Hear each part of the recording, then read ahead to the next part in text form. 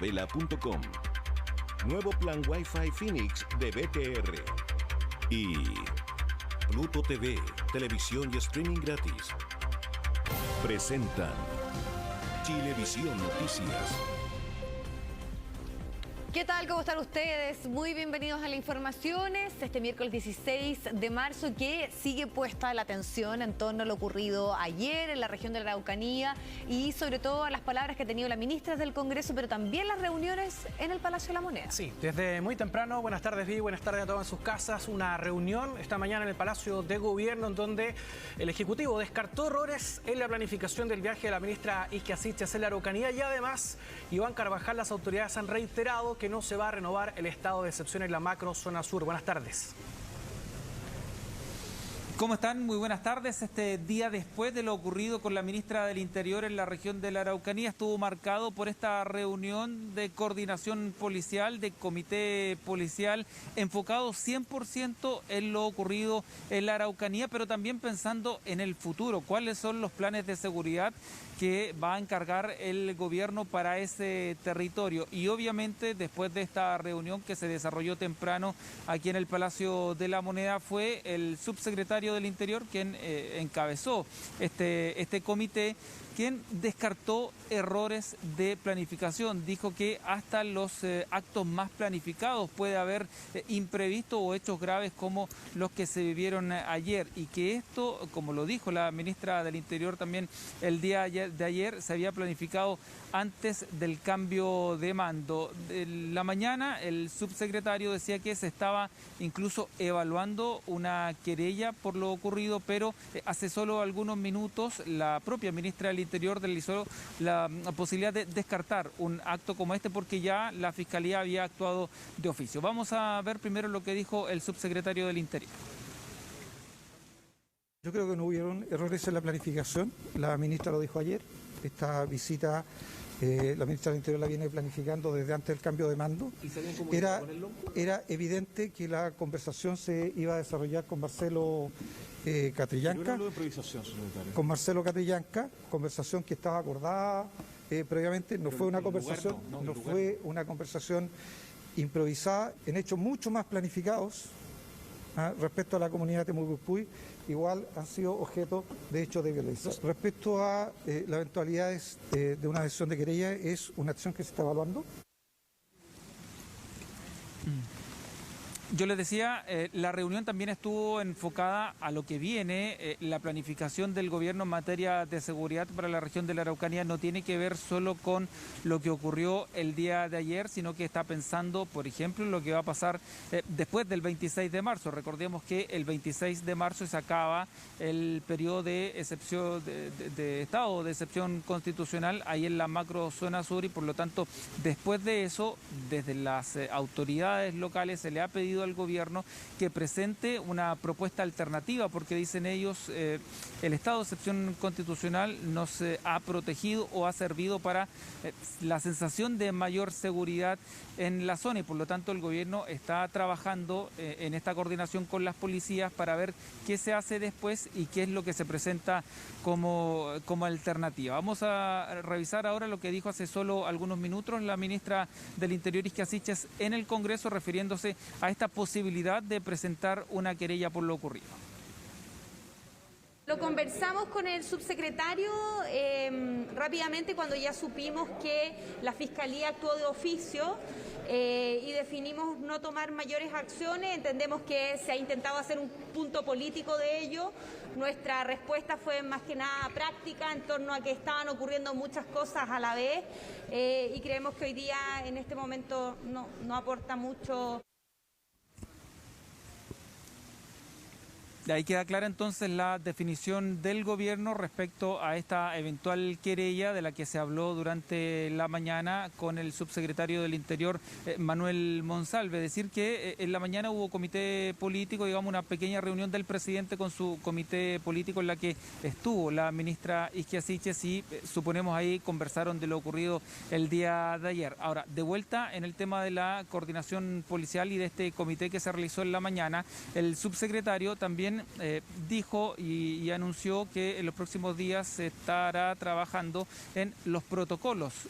Por ejemplo, lo ocurrido el día de ayer, en revisar esos protocolos de cada vez que haya un traslado de una autoridad por algunas zonas más conflictivas que otras, y por lo tanto eso también se va a trabajar junto con este plan de seguridad para después del 26 de marzo. Sigamos revisando lo que dijo Manuel Monsalve esta mañana. Estamos trabajando con Carabineros de Chile, también con la Policía de Investigaciones, con el objeto de que a partir del término del estado de excepción haya un plan que permita garantizarle a todos los chilenos de Arica a Punta Arenas, pero en particular a los chilenos y chilenas que viven en las regiones en conflicto, la seguridad a la que aspiran y la que merecen. Ahí estaba el subsecretario del Interior. Es la primera vez que habla el subsecretario con la prensa después de lo ocurrido el día de ayer y en el marco de esta reunión de coordinación policial en la que se estuvo evaluando lo ocurrido ayer, pero también pensando en el futuro, como yo les decía antes, respecto a la región de la Araucanía, una zona compleja, y veremos cuáles son las reacciones respecto a lo que vaya a presentar o no el gobierno dentro de los próximos días. Bien, Iván, vamos a ver ahí finalmente qué es lo que ocurre durante el transcurso de los próximos días. Se sigue apostando entonces y agotar todas las instancias que tengan que ver con el diálogo por parte del gobierno. Que tengas buenas tardes. Bueno, del Poder Ejecutivo nos vamos al Legislativo para establecer de inmediato la comunicación con Guillermo San Martín para también conocer lo ocurrido en esta ya aprobación, porque ocurrió hace algunos instantes, de el estado de excepción, pero en el norte, para ser bien preciso y que no haya confusión, Guille. Así es, Viviana, porque la controversia estaba dada respecto a qué es lo que va a ocurrir en la macrozona sur con las medidas que va a adoptar el Ejecutivo ya a la llegada acá al Congreso Nacional. Ya la ministra del Interior, Isquia Siches, confirmó que no se va a extender el estado de excepción en la macrozona sur. Sin embargo, una de las materias que se iba a discutir durante la presente jornada acá en la sala de la Cámara de Diputadas y Diputados es la extensión del estado de excepción, pero en la zona norte. Y es por eso de que se ha generado toda una discusión, especialmente por parte de parlamentarios de la oposición, en el sentido de por qué si aprobar un estado de excepción en el norte y no en la zona sur. Las explicaciones que se han dado por parte del Ejecutivo respecto a esta materia están dadas principalmente pues que señalan que ya son cerca de 5 meses que se está aplicando estado de excepción en la macro de zona sur sin los efectos deseados, a diferencia de lo que está ocurriendo en el norte, donde el control fronterizo hace sí o sí necesaria la presencia de las Fuerzas Armadas, y es por eso que este argumento fue dado a conocer por la propia ministra del Interior al interior de la sala de la Cámara de Diputadas y Diputados, y también ahí hubo todo un diálogo que se generó en el actual oficialismo, considerando de que desde el Partido Comunista había voces de rechazo a la idea de extender el estado de excepción en el norte. De hecho, 3 de los votos en contra que se dieron en la sala, ya considerando que fue una votación bastante amplia a favor del estado de excepción constitucional, con tan solo 3 votos en contra y una abstención. Esos 3 votos en contra fueron precisamente del Partido Comunista, parlamentarios que ya habían anticipado que se iban a oponer a esta iniciativa, y es por eso de que finalmente hubo un diálogo para poder ir generando mayor consenso en torno a la iniciativa, pero de todas maneras terminó aprobándose por una amplia mayoría, salvo estas parlamentarias del oficialismo del Partido Comunista, señalando de que no estaban desde ya de acuerdo con aplicar este tipo de medidas. Pero más allá de estas diferencias internas, el objetivo por parte del Ejecutivo se cumplió, en el sentido de lograr los votos suficientes para avanzar en este estado de excepción en la zona norte del país, pero obviamente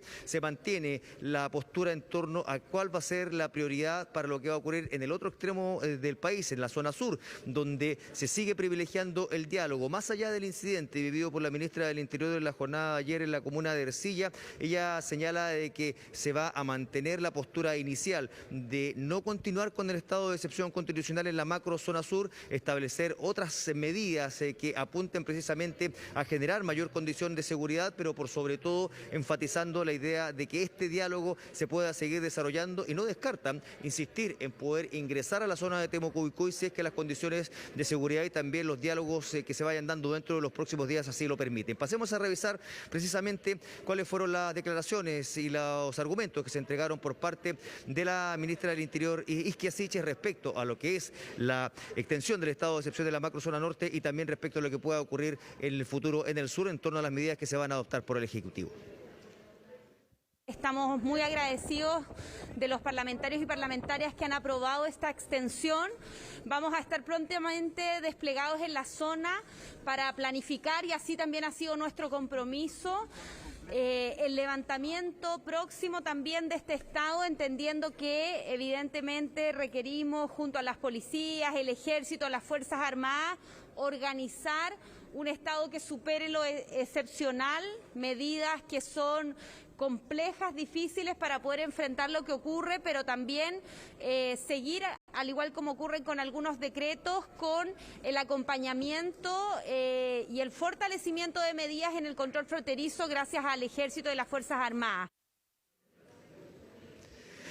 El énfasis que se ha dado a conocer por parte del Ejecutivo está en la línea de que lo que se está realizando en el norte es un trabajo humanitario, también un trabajo de control en las fronteras, donde las Fuerzas Armadas ya han demostrado que ha sido efectivo, a diferencia del análisis que se hace en torno a lo que ocurre en la macro zona sur, donde se insiste en que cada una de las medidas que se han adoptado hasta ahora, si bien han permitido reducir algún tipo de incidentes, no han llevado la paz con la zona de conflicto, en la macro zona sur, y más aún considerando que es una medida que se ha extendido en el tiempo y ha ido perdiendo esa excepcionalidad, y es por eso de que apuntan a otro tipo de medidas para poder ir avanzando en una salida al conflicto que se vive en la macro zona sur. En torno a lo que ocurre, como les decíamos, en el norte, ya aprobada este estado de excepción constitucional, se extiende por otros 15 días. Había voces que apuntaban principalmente a la necesidad de aplicar esta medida tanto en el oficialismo como en la oposición. En eso no había doble lectura, y eso termina ratificándose en lo que fue la votación que se dio al interior de la sala de la Cámara de Diputadas y Diputados, obviamente con esta observación hecha por algunas parlamentarias del Partido Comunista, pero este es un primer paso, considerando de que esto ya dentro de las próximas horas hay sesión de sala en la tarde en el Senado, donde también se va a analizar si es que están los votos necesarios para avanzar en torno a este estado de excepción constitucional para la macro zona norte. Pasemos a revisar también cuáles fueron las reacciones que se dieron por parte del presidente de la Cámara de Diputadas y Diputados, Raúl Soto, en torno a esta extensión del estado de excepción constitucional en la zona norte del país. Creemos que el Estado de Chile debe hacer todos los esfuerzos para robustecer el control de nuestras fronteras y a partir de allí generar un nuevo status quo en materia migratoria, con buenas relaciones multilaterales, por cierto, con nuestros países vecinos, pero garantizando la seguridad y la estabilidad de nuestras fronteras. Yo creo que el gobierno del presidente Boric ha elegido el camino correcto desde el punto de vista de mostrar una robustez en materia migratoria y mano dura para que la situación de la irregularidad se solucione, se controle, siempre, por cierto, respetando los derechos humanos de todas las personas. Hay dos aspectos que vienen a establecerse a partir de este estado de excepción en la zona norte del país. Por una parte, que es el control de las fronteras para evitar que se siga produciendo el ingreso ilegal a nuestro país, tanto por la provincia de Arica y Parinacota, también como respecto a lo que está ocurriendo en la provincia de Tarapacá. Y en esa línea es que se está planteando no tan solo un trabajo para fortalecer este control por parte de las Fuerzas Armadas, sino que también entregando herramientas a las autoridades locales. Pero otra de las materias que sigue preocupando respecto a esta situación es precisamente cuál es la medida de control que se puede aplicar al interior de aquellas zonas donde ya hay un alto número de extranjeros presentes y con los cuales se requiere adoptar algún tipo de medida humanitaria. Algunos señalaban desde la oposición que se deberían mantener las medidas ya aplicadas durante el gobierno de Sebastián Piñera, en el sentido de generar métodos para poder trasladar a esas personas a la frontera, pero obviamente lo que se está enfatizando con las nuevas propuestas por parte del Ejecutivo, el gobierno de Gabriel Boric, está en la línea de también establecer las medidas humanitarias necesarias para ir en ayuda de quienes ya se encuentran en el país, ver las fórmulas de poder establecer si es que están las condiciones para que puedan regularizar su situación o en su defecto también tomar otro tipo de medidas que puedan ser la expulsión definitiva. Pasemos a revisar también algunas declaraciones de parlamentarios de la zona norte, como el diputado Vlado Mirosevich. Y queremos celebrar que el presidente Gabriel Boric haya escuchado a las autoridades del norte cuando pedíamos que necesitamos normalizar las fronteras.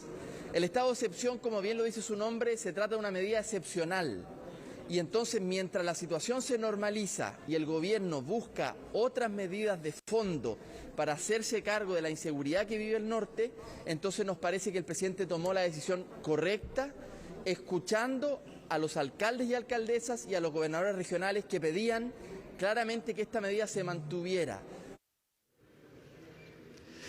Bueno, ya se ha ratificado al menos en la Cámara de Diputadas y Diputados la extensión de este estado de excepción constitucional para la zona norte del país. Cabe recordar que esto ya había sido aplicado vía decreto. Es primera vez que se somete a votación acá en la sala de la Cámara de Diputadas y Diputados, y lo propio va a ocurrir dentro de los próximos minutos en el Senado. Es la primera extensión que se solicita al Congreso Nacional y es muy probable que esto termine ratificándose en el Senado, considerando la amplia mayoría que se obtuvo ya en esta primera votación. Lo que se espera también se ratifique durante la tarde en la sesión de sala del Senado. A diferencia de lo que está ocurriendo con la macrozona sur del país, donde ya son 10 veces las que se ha extendido el estado de excepción. Este ha estado vigente durante varios meses y ahí está la mirada crítica que se está planteando por parte del Ejecutivo en torno a esta medida, en el sentido de que ellos señalan que ya ha estado vigente durante mucho tiempo, la situación de conflicto se mantiene y ellos van a priorizar otro tipo de medidas para buscar el diálogo y una salida al conflicto que se está viviendo en el sur del país. Vivian. Claro, porque en el caso del sur se ha hecho una evaluación respecto a los incidentes violentos que han ocurrido estando en vigencia este estado, y aquí en el caso del norte también se quiere hacer también una evaluación pasado ya un tiempo de su entrada en vigencia, que hoy también se ratifica en la Cámara de Diputados. Gracias, Guille, que estés muy bien. Buenas tardes. Bien, y la zona de Temucuicui adquirió relevancia tras el asesinato del comunero mapuche Camilo Catrillanca, esto en noviembre de 2018. Un crimen que no hizo más que profundizar la enorme desconfianza a las autoridades que por años han tratado de lograr la paz en la Araucanía. La reciente historia de las comunidades de Temucuicui lo revisamos en la siguiente nota.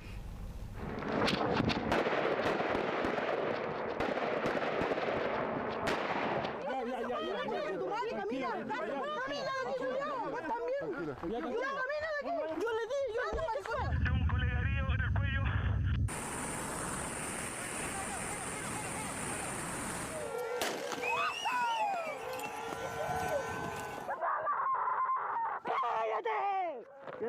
¡Quédate ahí!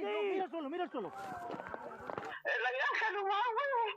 Disparando, por favor, vengan luego. Ya, mira. Todos hechos de violencia en la Araucanía, años de un conflicto armado que hoy tiene su epicentro nuevamente en Temucuicui, lugar que ha sido señalado como el corazón de esta crisis, una que por más de 10 años ha mostrado su cara más cruda, pero que arrastra una causa histórica ancestral y aunque nos cueste creerlo, hoy en el 2022 sigue sin solución. Si el conflicto aquí lo ha provocado el Estado de Chile por la mierda, no el pueblo mapuche. El pueblo mapuche somos víctimas y por esa razón que estamos de acuerdo con esta comisión de esclarecimiento frente a las violaciones de los derechos humanos, no solamente de los 30 años, sino que de los siglos que llevamos. Demandas que hemos escuchado con fuerza en distintas ocasiones. Durante esta jornada se inició otro intento de diálogo, ahora con la nueva ministra del Interior, uno que quedó en pausa una vez más a causa del uso de armas de fuego y a pocos días de terminar el estado de excepción que el gobierno entrante no renovará. Este hecho sucedió en el marco de un estado de excepción. Nosotros entendemos que algunos no quieren que el gobierno abra instancias de diálogo o que la solución sea el diálogo, pero nosotros seremos perseverantes en esto y por eso insistimos y sostenemos que el itinerario continúa. Me parece muy complejo que el gobierno quiera confundir la legítima causa mapuche, que por Dios que estamos en deuda en ese sentido como Estado, versus el crimen organizado. Y en eso ha estado centrado el debate en la macrozona sur.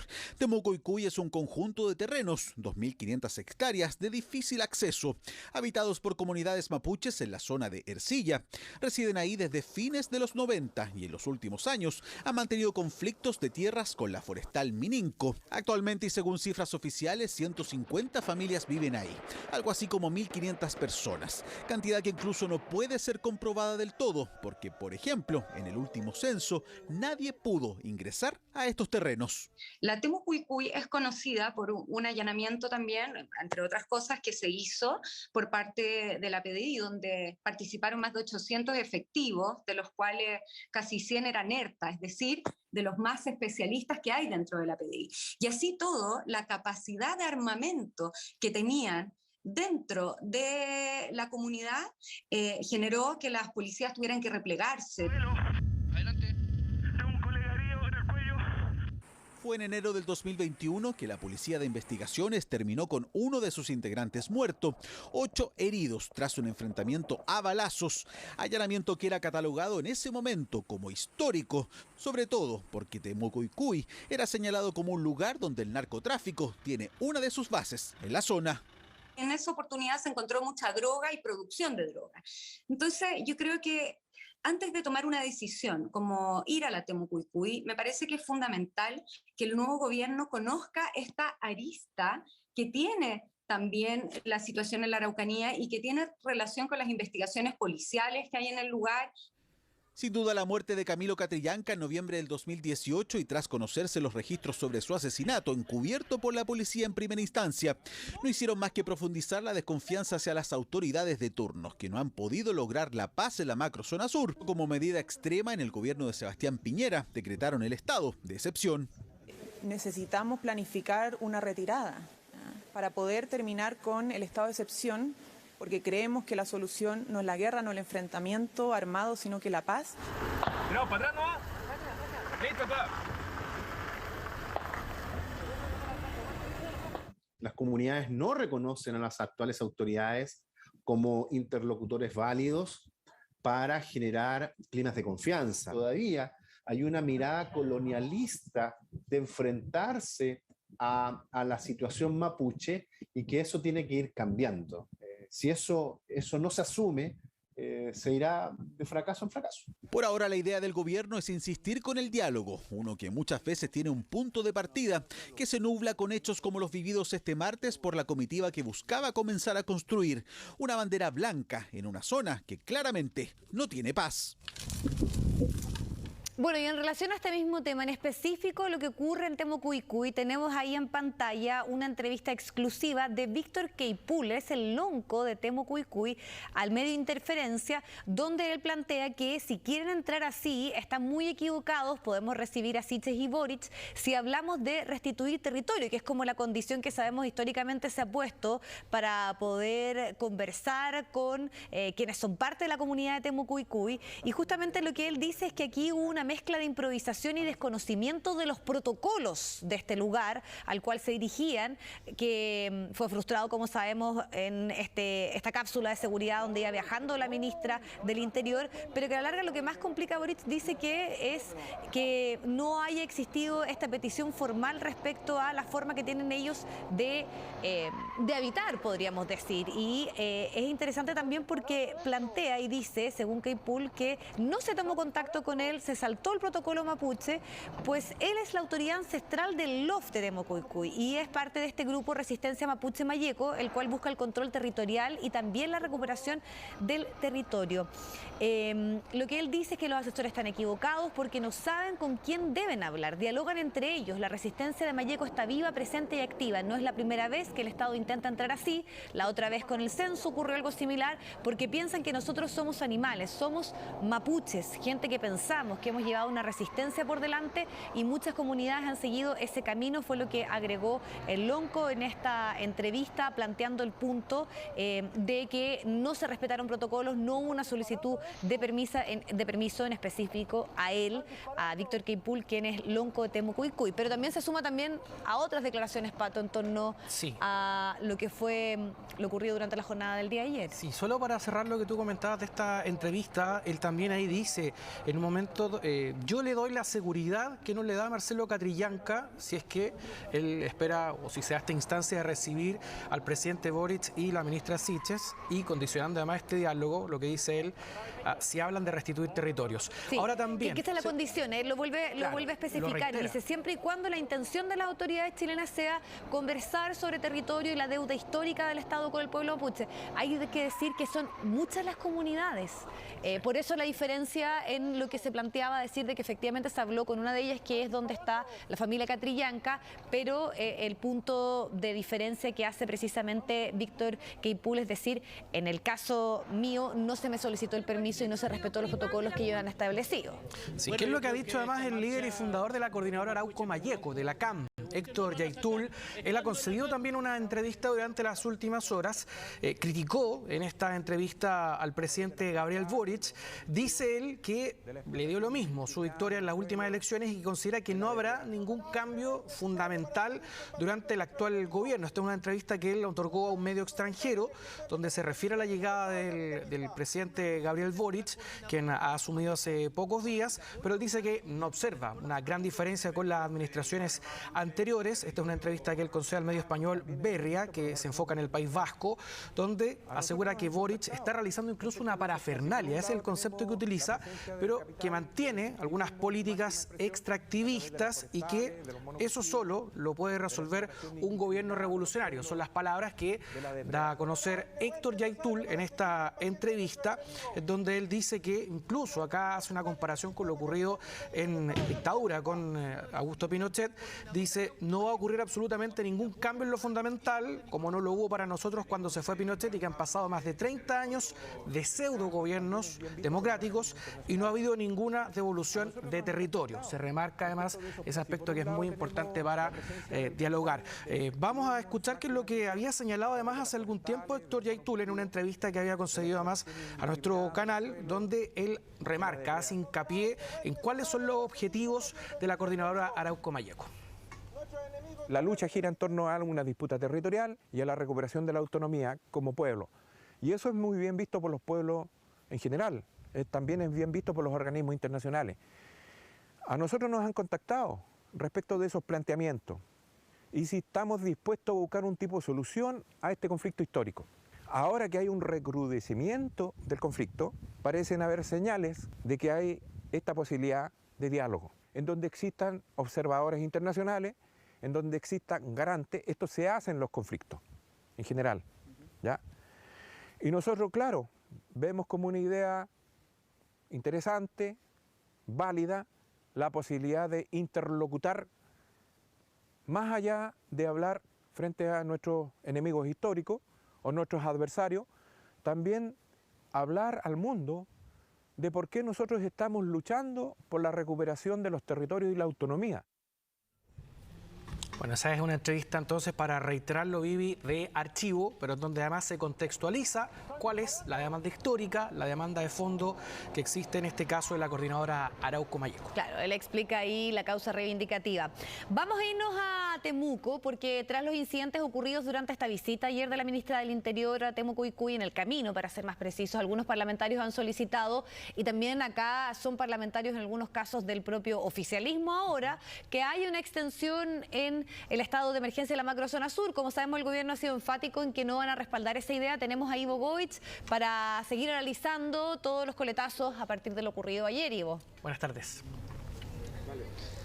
¿Cómo están? Muy buenas tardes. Les cuento que estamos solo a minutos de que se dé por finalizada este viaje, esta visita del gabinete, parte del gabinete ministerial del presidente de la República, Gabriel Boric, a la región de la Araucanía. La primera visita oficial, podríamos decir, de los ministros fuera de Santiago, que fue liderada por Isquia Siches y que, por supuesto, muchachos, ha estado marcada, sin duda alguna, por lo sucedido ayer camino a Temuco y Cuy. Pero acá los otros 5 ministros que la acompañaron, la ministra Maya Fernández, María Begoña Yarza, Juan Carlos García, también Marco Antonio Ávila y también Maya Fernández, los 5 ministros que estaban acá se quedaron y hoy día tuvieron una agenda paralela también para ir sellando y finalizando las últimas reuniones. El carácter de las reuniones fueron privadas finalmente, nosotros no pudimos acceder a ninguna de ellas ni obtener alguna declaración formalmente por parte de los ministros que se quedaron acá. Obviamente lo de ayer influyó en lo que esos son los términos de seguridad y también el resguardo de las reuniones y el trabajo que comenzaron invitaron a hacer acá, pero en minutos solamente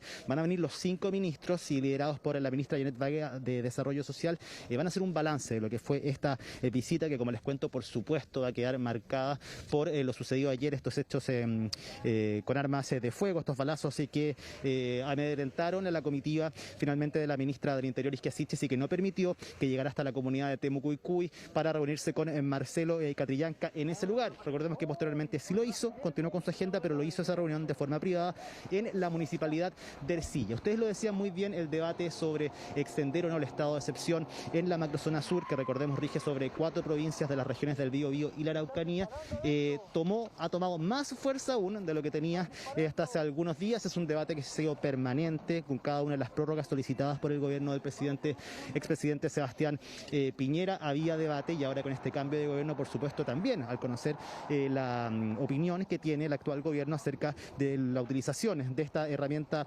de estado de excepción en la macrozona sur, de no renovarla, y que el 26 de marzo finalmente esto se acaba. Bueno, hoy día la ministra del Interior, Isquia Siches, fue hasta Valparaíso, hasta el Congreso, y ratificó finalmente esta idea del gobierno, un lugar donde también conversó acerca de lo que sucedió ayer, este hecho que afectó su visita, por supuesto, y le alteró completamente la agenda a la ministra Isquia Siches. Revisemos qué fue lo que dijo la ministra Isquia Siches, ministra del Interior, el día de hoy.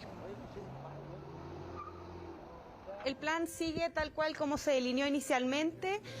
Los incidentes de ayer no han cambiado en nada nuestro itinerario, y sí estamos tal como lo hicimos en nuestra reunión con la ministra Fernández, con Carabineros, la PDI, la Fiscalía y también el Ejército, la planificación del desescalamiento, manteniendo sobre todo los equipos motorizados, que han sido lo que más nos ha solicitado Carabineros, y estamos haciendo las gestiones y esperamos muy prontamente hacer anuncios en torno a mantener la movilidad y los patrullajes en los distintos territorios, porque obviamente nos interesa mantener la seguridad. Ahí escuchábamos entonces a la ministra del Interior. No es algo nuevo la idea del gobierno finalmente de no renovar el estado de excepción más allá del 26 de marzo, pero lo que nosotros todavía tenemos dudas y esperamos poder resolverlas en este punto de prensa que viene a continuación, muchachos, es acerca de los anuncios formales que se van a hacer presentando este plan. Hemos recibido titulares medio saltados, podríamos decir, a través de las reuniones que ha sostenido la ministra del Interior, Isquia Siches, y el resto de sus ministros, pero con los integrantes de esas reuniones, no formalmente con los ministros. Obviamente lo de ayer alteró esta agenda donde tenían distintos presentaciones de este plan, por ejemplo, plazos, propuestas, quiénes serán los intermediarios, los interlocutores válidos acá en la zona, de qué forma se van a establecer acá, el proceso de desescalada del retiro de las Fuerzas Armadas a partir del 26 de marzo. Bueno, detalles de esos concretos, la verdad es que no los hemos recibido, y también tiene que ver con con el hecho que sucedió ayer y que por supuesto alteró los planes de seguridad de la ministra Isquia Siches en primer lugar, por supuesto, y también del resto de la agenda de los ministros que se quedaron acá en la región de la Araucanía. Pero bueno, el debate acerca de si es pertinente o no renovar el estado de excepción acá en la macrozona sur a partir del 26 de marzo tomó muchísima fuerza en el Congreso nuevamente, y la actual oposición y sobre todo los parlamentarios de la zona precisamente creen que lo de ayer demostró, y le debería demostrar, por supuesto, al gobierno y a la ministra Isquia Siches la necesidad de repensar al menos la decisión que ellos tienen tomada de no renovar este estado acá en la zona. Escuchemos a los parlamentarios Jorge Radjeff y también Miguel Mellado. Pero con la misma fuerza queremos pedirle al presidente Boric que escuche a la gente de la región de la Araucanía, que mayoritariamente quiere mantener el estado de excepción constitucional, y cuando vayan de nuevo los ministros y los subsecretarios, hablen con el gobernador regional, porque la ministra no habló con él en su visita. Por lo tanto, el doble discurso que tienen con la macrozona sur y con la macrozona norte, quisiéramos que nos trataran de la misma forma como traten a la macrozona norte. Considerando los hechos ocurridos el día de ayer, donde la ministra del Interior, en una situación lamentable y que además nosotros condenamos, haya sido vulnerada, ¿no es cierto?, su integridad en el sentido de no permitirle el ingreso a una parte de nuestra patria. En la zona norte ella ha podido pasearse sin ningún problema, cosa que no ha ocurrido en su primera visita en la región de la zona sur. Por lo tanto, el gobierno debe mantener el estado de excepción en la región de Araucanía, por los antecedentes que se tiene, va a contar con los votos de esta bancada y además va a contar con el apoyo para buscar una salida a lo que significa la problemática que hoy día en la región de la Araucanía se vive.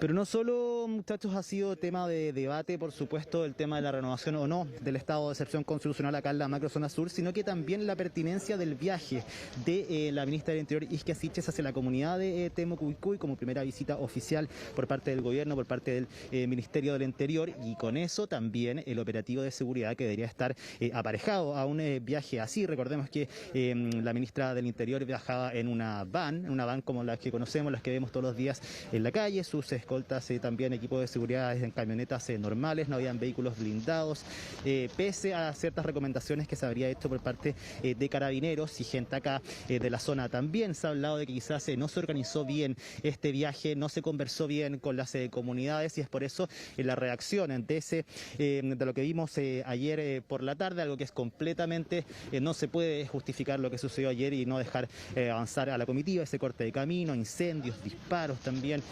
amedrentamiento contra la comitiva de la ministra del Interior, Isquia Siches, pero ha sido tema de debate también acerca de la pertinencia de este gesto político de venir a Temuco-Uicuy específicamente. Quizás algunos dicen podría haber sido más adelante, ir lentamente, porque esto no va a ser algo rápido, un proceso acá rápido, sino que como primera medida deberían haber implementado este plan y explicarlo bien paso a paso, y luego ir siguiendo dando otros pasos para llegar, por supuesto, a todas las comunidades de la región de la Araucanía. Pero desde el actual oficialismo valoran las intenciones que tiene el gobierno de hacer las cosas distintas en la zona, pero también reconocen quizás ciertos errores logísticos en esta visita. Escuchemos a los diputados Leonardo Soto y Diego Ibáñez acerca de este plan que pretende implementar el gobierno acá en la región de la Araucanía.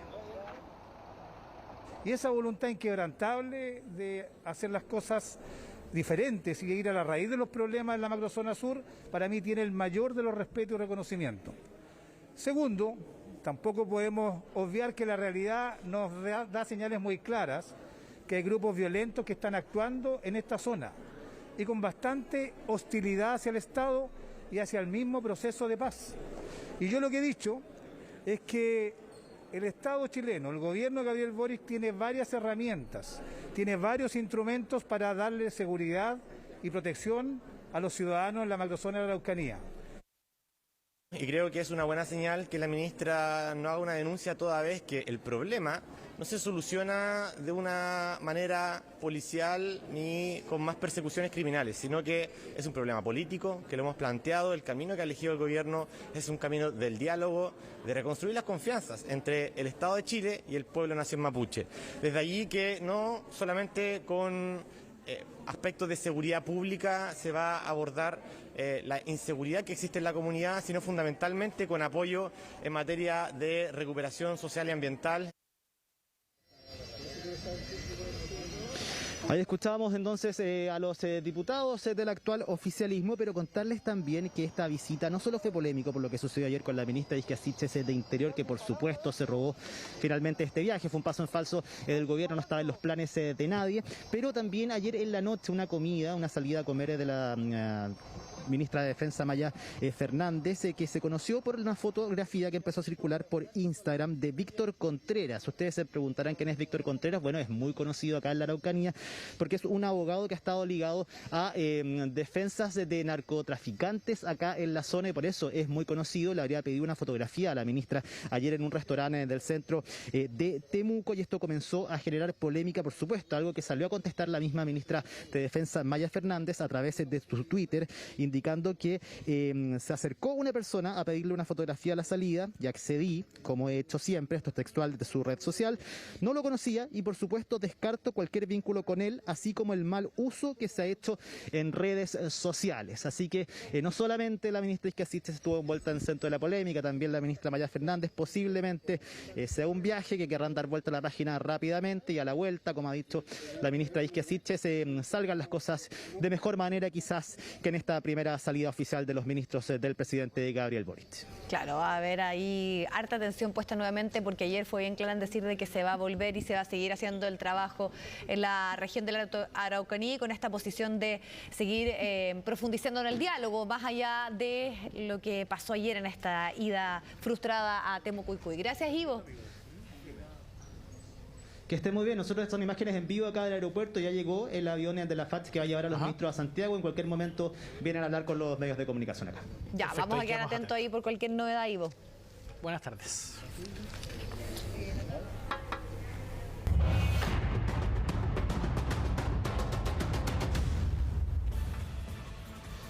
Bien, estamos ya junto a Carlos Greitz, editor internacional, para conocer los últimos acontecimientos en este conflicto que todavía nos tiene muy pendientes entre Ucrania y Rusia, donde está rigiendo ahora un toque de queda, pero continúan los bombardeos y se mantiene el diálogo en paralelo. Buenas tardes, Carlos. Hola, Pato, Vivi, ¿cómo están? Sí, aquí estamos viendo ya imágenes de lo que ha ocurrido en las últimas horas en Kiev, un ataque de madrugada otra vez a un edificio residencial.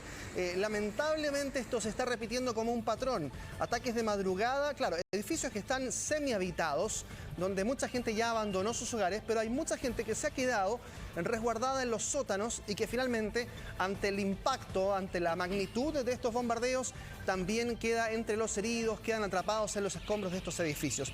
Es parte de lo que ha estado ocurriendo en Kiev, pero también ha ocurrido, por ejemplo, en Kharkov, que es la ciudad más golpeada por lejos de toda la geografía ucraniana. Allí también hubo edificios residenciales destruidos, 2 personas muertas en el distrito Nemansk de Kharkov.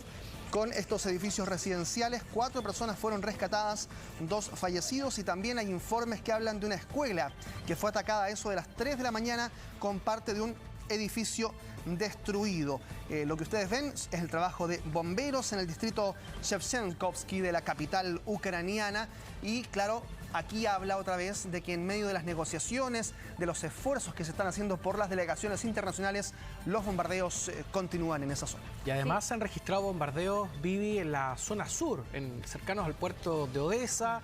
Y además ahora se registran nuevamente estos bombardeos en las inmediaciones, en los suburbios de Kiev. Y la verdad que el diálogo todavía parece no prosperar. Sí, efectivamente, hay algunas luces que podrían entregar ciertos acuerdos, pero todavía en el mediano plazo, ni siquiera se habla de un plazo inmediato respecto de cuándo vayan a terminar los bombardeos.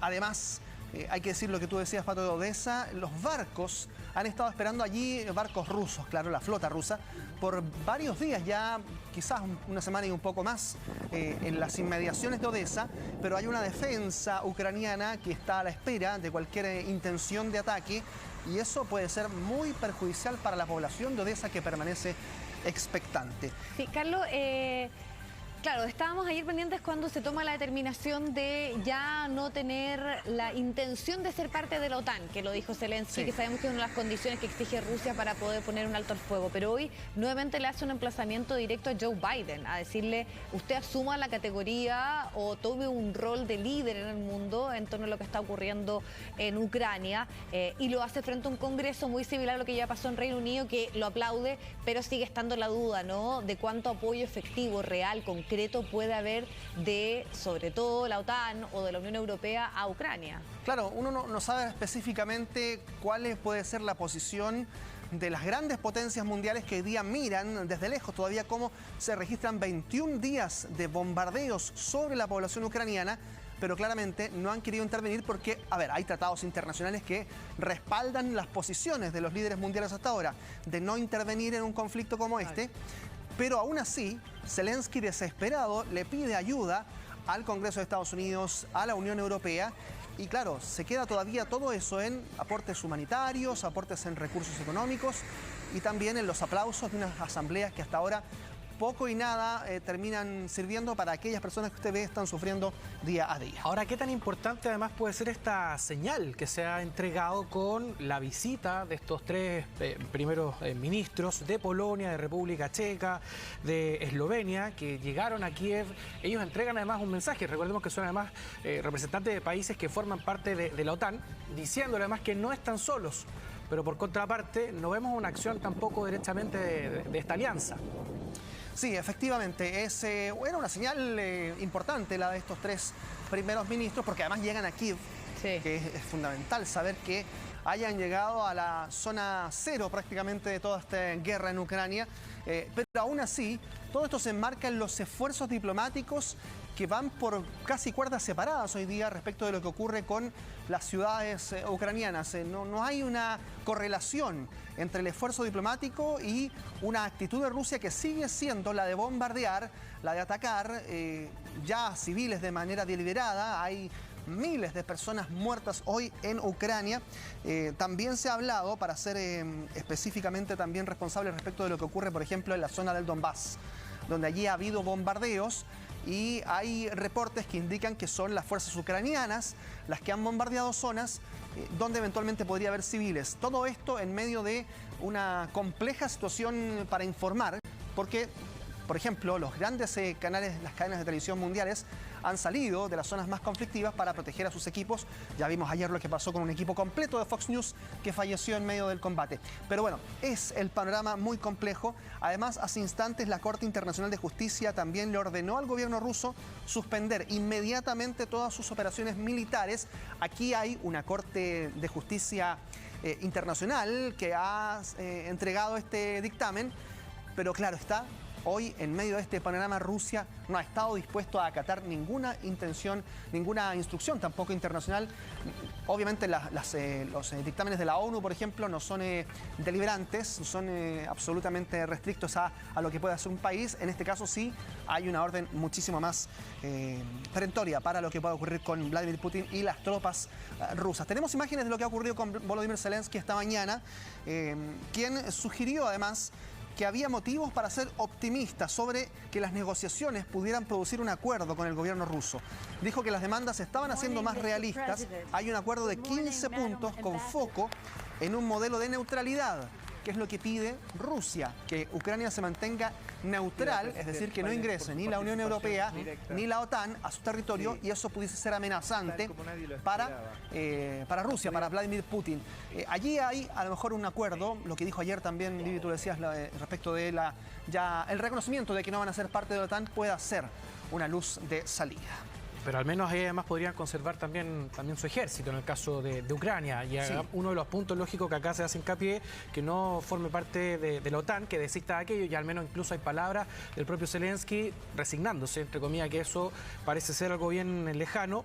Y acá lo que importa además a Rusia, a Vladimir Putin, es que no puedan haber bases extranjeras en territorio ucraniano. Claro, es un modelo, lo dijo Rusia ayer, hablaba respecto de un modelo de ejército de Fuerzas Armadas al estilo sueco, al estilo austríaco, que son fuerzas armadas muy neutrales en la geopolítica europea. Es un modelo que finalmente indica absoluta neutralidad y que sería aquel que llevaría a Zelensky a mantener una defensa eventual ante determinados ataques a posteriori. Habló el propio presidente Vladimir Putin también en respuesta a lo que estaba ocurriendo. Dijo que la operación militar en Ucrania es un éxito, que no va a dejar que este país, que Ucrania, se convierta en plataforma para acciones agresivas, y que ellos advirtieron desde un comienzo Ucrania de lo que podía ocurrir. Revisemos las declaraciones del presidente ruso. A las autoridades de Kiev se les ofreció a través de varios canales no iniciar una acción militar, obtener una orden para evitar un derramamiento de sangre innecesario y simplemente retirar sus tropas de Donbass, pero no quisieron hacerlo. Esa fue su decisión. Ahí está la declaración de Vladimir Putin. Zelensky también ante el Congreso de Estados Unidos hoy mostró un video emotivo para mostrar también al mundo, dice él, la desgracia, lo que ha ocurrido con la destrucción de muchas ciudades en Ucrania, apelando también a la emotividad. Está buscando todas las herramientas posibles Zelensky para obtener el apoyo internacional, que hasta ahora, claro, no se ha materializado en que haya una disminución de la ofensiva militar rusa en su territorio. Claro. Además le dijo a Estados Unidos Zelensky que recuerde el ataque a Pearl Harbor, que recuerde los ataques terroristas del 11 de septiembre del 2001, es decir, busca tocarle la fibra a los estadounidenses y al Congreso estadounidense para que finalmente accedan a algo que ya parece imposible, ¿no? Que es la zona de exclusión aérea, que cierra el espacio aéreo ucraniano. Esto ya no va a ser posible, pero insiste Zelensky en esta postura ante el Congreso estadounidense. En medio de esto, de lo que está ocurriendo hoy día, hay otra historia que hasta ayer nos tenía en vilo, que era el destino de esta periodista ucraniana, editora internacional del Canal 1 de Rusia, periodista rusa, quiero decir, del Canal 1 de Moscú, quien protesta con un letrero por detrás de la conductora de televisión. Es detenida, por muchas horas no se supo de su paradero, hasta que ya ayer a última hora reaparece en tribunales rusos, finalmente para enfrentar a la justicia por este acto que las autoridades claramente consideran una provocación y un riesgo para la seguridad interna. Finalmente ella habló a la salida de tribunales, obtuvo la libertad bajo fianza. Aquí está la historia que registra esto.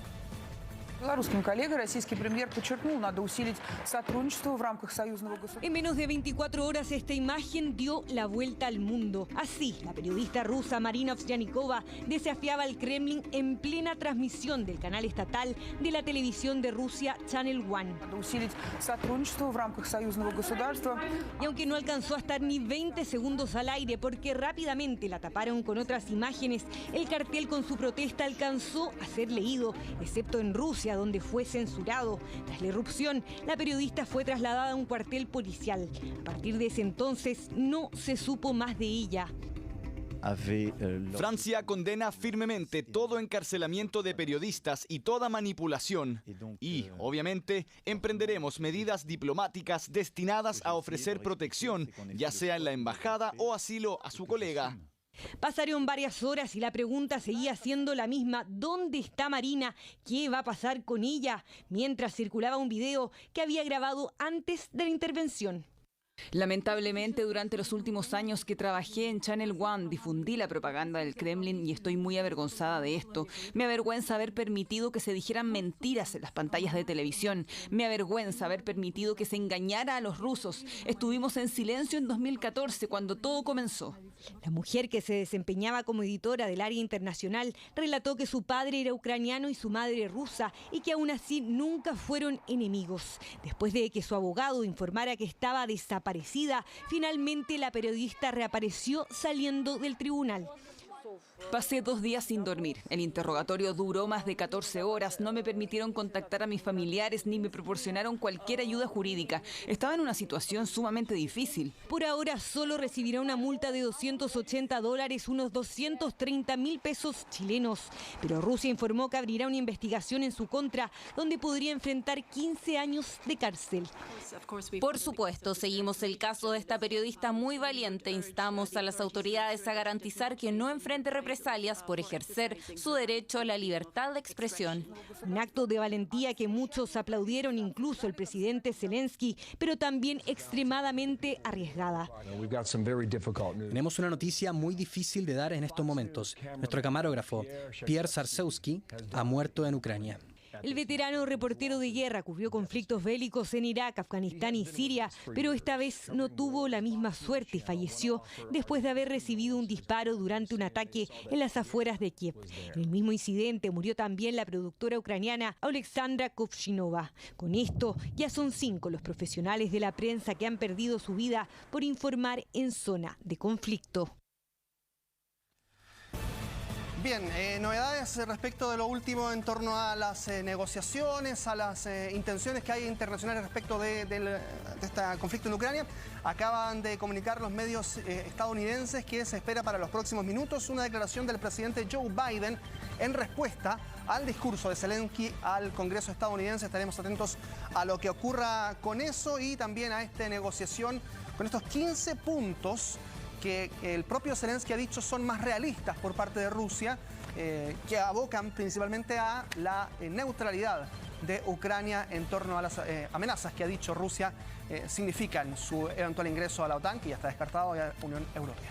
Sí, vamos a ver ahí si es que hay acercamiento o no en estos puntos que hay, que se están dialogando. Por ahora la verdad que se ve bastante lejos esa posibilidad. Y además con respecto a lo que tú indicabas sobre Joe Biden, recordemos que hay una visita que está programada ya para los próximos días de Joe Biden a Europa. Vamos a ver ahí también qué es lo que acontece con aquello. Muchas gracias, Carlos. Carlos, nos vemos. Buenas tardes.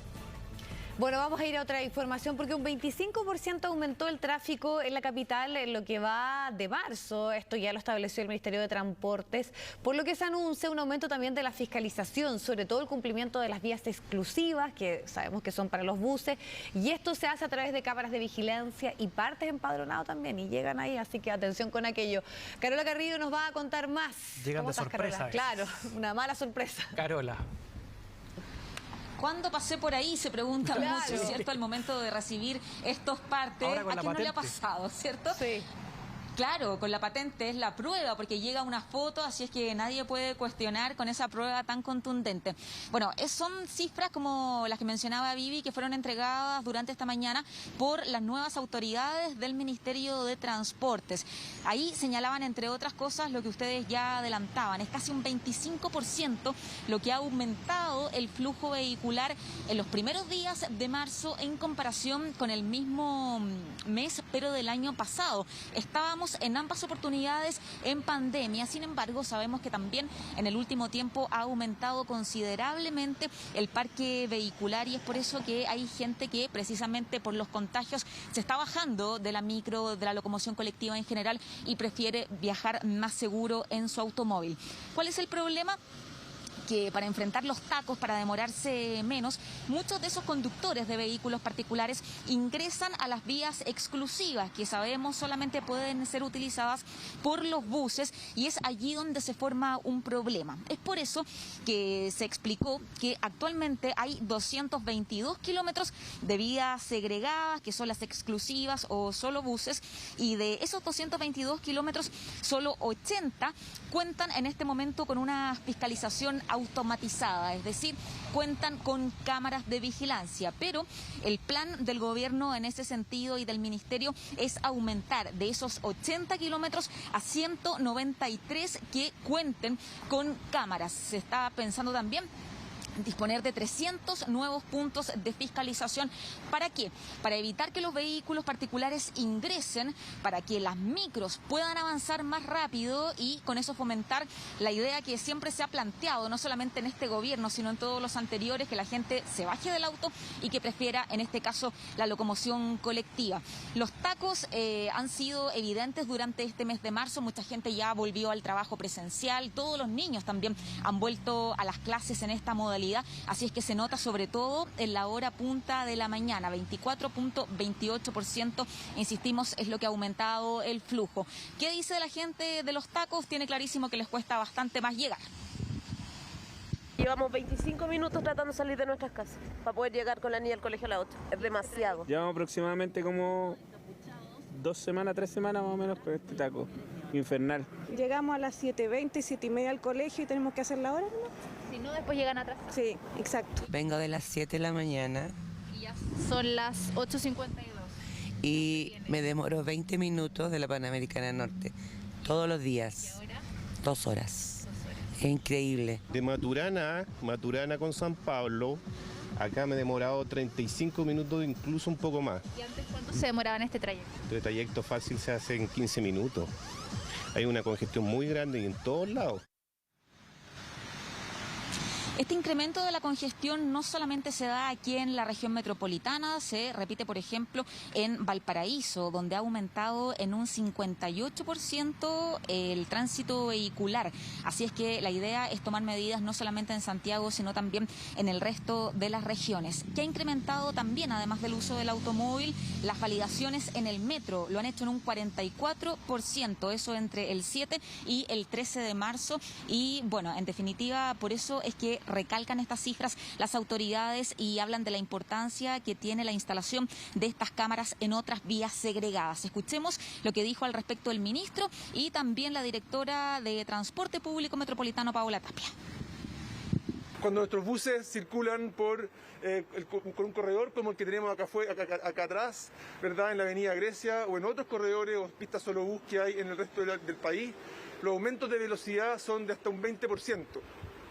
Un 20% es realmente mucho porque permite no solamente que la gente pueda llegar más rápido a su destino, sino que además nos permite aumentar la productividad de la flota de buses con que contamos.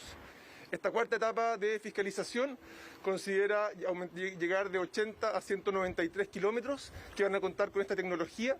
Las bases están en Contraloría y esperamos poder comenzar esta implementación durante el segundo semestre del año, de modo que poder estar inaugurando las primeras cámaras a principio, el primer semestre del año entrante, los primeros 50 kilómetros. Debemos priorizar el transporte público. Por ello, esta anunciada etapa 4 de fiscalización que nos va a permitir priorizar esas pistas exclusivas de solo bus, hoy día solo cubiertas con 80 kilómetros de los 222 que tenemos. Queremos aumentar, queremos dar un paso adelante y por eso en esta cuarta etapa vamos a aumentar más de 100 kilómetros de nuevas pistas exclusivas solo buses, porque queremos mejorar la convivencia de todos y eso se hace mejorando el transporte público, el uso de la bicicleta y también un mejor desplazamiento de las peatonas y peatones.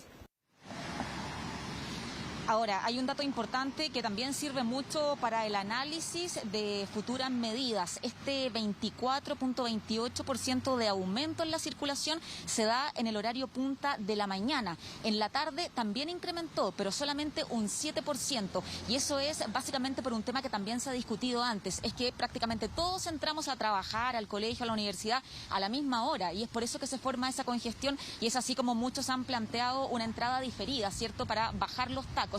Pero en la tarde las horas de salida son distintas y es por eso que no se nota tanto esta congestión y esta mayor presencia de vehículos aquí en Santiago. Sí, claro, porque se notó en la pandemia la gran cantidad de autos que se compraron. De hecho, había hasta quiebra de stock de los autos usados y eso ahora está en las calles precisamente. Gracias, Carola. Que tenga buenas tardes. Bien, ya a plena luz del día, un grupo de jóvenes ingresó a robar a una casa en Chicureo. Tras entrar, el propietario sacó su arma con la que les iba a disparar, pero se trabó. Asegura que su reacción se justifica por una serie de robos que se han registrado en ese sector.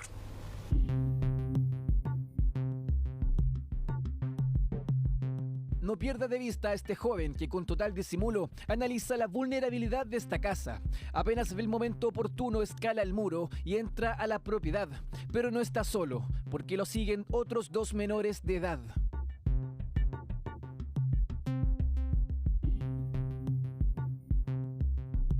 Todo iba según el plan. Logran entrar a la casa de Chicureo, pero en cosa de segundos deben salir corriendo.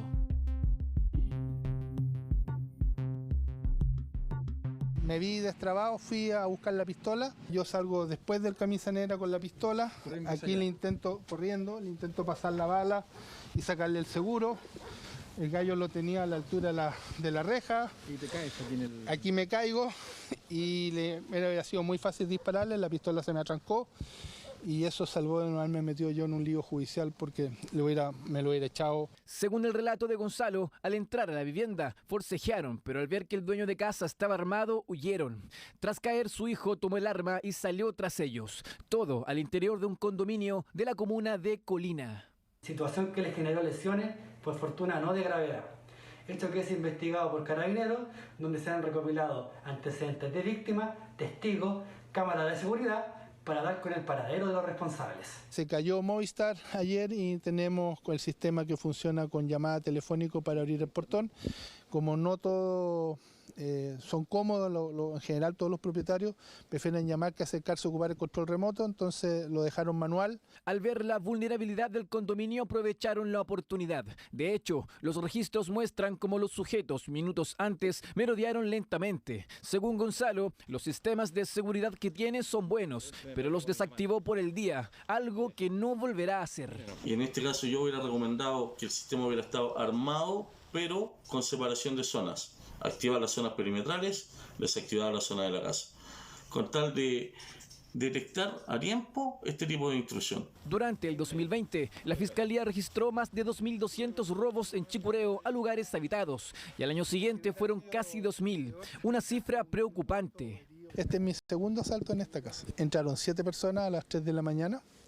Ahí me redujeron, estaba durmiendo, entraron por mi ventana, dormía con la ventana abierta por el verano. Fue más o menos un robo cercano a los 20 millones de pesos chilenos. Testigos y cámaras de seguridad serán claves para dar con los responsables. Además, se baraja la hipótesis de que este grupo estuvo tras otros robos a casas en este mismo sector hace solo unos días. Ya estamos de regreso en las informaciones y les contamos que ayer la Convención Constitucional despachó el borrador del artículo que consagra los derechos sexuales y reproductivos, y esto incluye la interrupción voluntaria del embarazo. Vamos hasta el excongreso, ahí está Josefina de la Fuente, que nos va a contar un poco de todo lo que fue el proceso y lo que implica también esto. José. Buenas tardes. Hola, ¿cómo están? Muy buenas tardes. Efectivamente, ayer fue un día bien importante aquí en el ex Congreso Nacional porque varios artículos pasaron ya al borrador de la nueva Constitución que tiene que ser ratificada por la ciudadanía en un plebiscito de salida. Entre ellos, el artículo 16, que habla de que todas las personas tienen derechos sexuales y reproductivos, incluyendo el derecho a la interrupción voluntaria del embarazo. Se aprobó el inciso 2, que era el clave de este artículo que hablaba explícitamente sobre la interrupción voluntaria del embarazo, por 108 votos. El quórum es de 103 votos y por tanto pasa al borrador de la nueva Constitución. Estuvo precedido todo esto por un debate largo de 3 horas aproximadamente, donde se dieron discursos que incluso emocionaron a los convencionales. Entre ellos el de la constituyente independiente Loreto Vidal, que habló de su historia, de su madre, que falleció por un aborto séptico, y en ese sentido relevaba la importancia de que se aprobara este artículo, según su punto de vista, por un tema de salud pública. Pasemos a escuchar este discurso, la intervención de la convencional Loreto Vidal. Tengo 52 años, 47 de ausencia de mi madre, quien perdió la vida durante un aborto séptico. Para ella y demasiadas más hemos llegado tarde. Para ella y demasiadas más no existieron las garantías, la seguridad y la protección. Es muy fácil juzgar. Mamá, avanzamos. Llegamos tarde para ti, llegamos tarde para muchas, pero a partir de hoy confío que podremos tener un Chile más equitativo.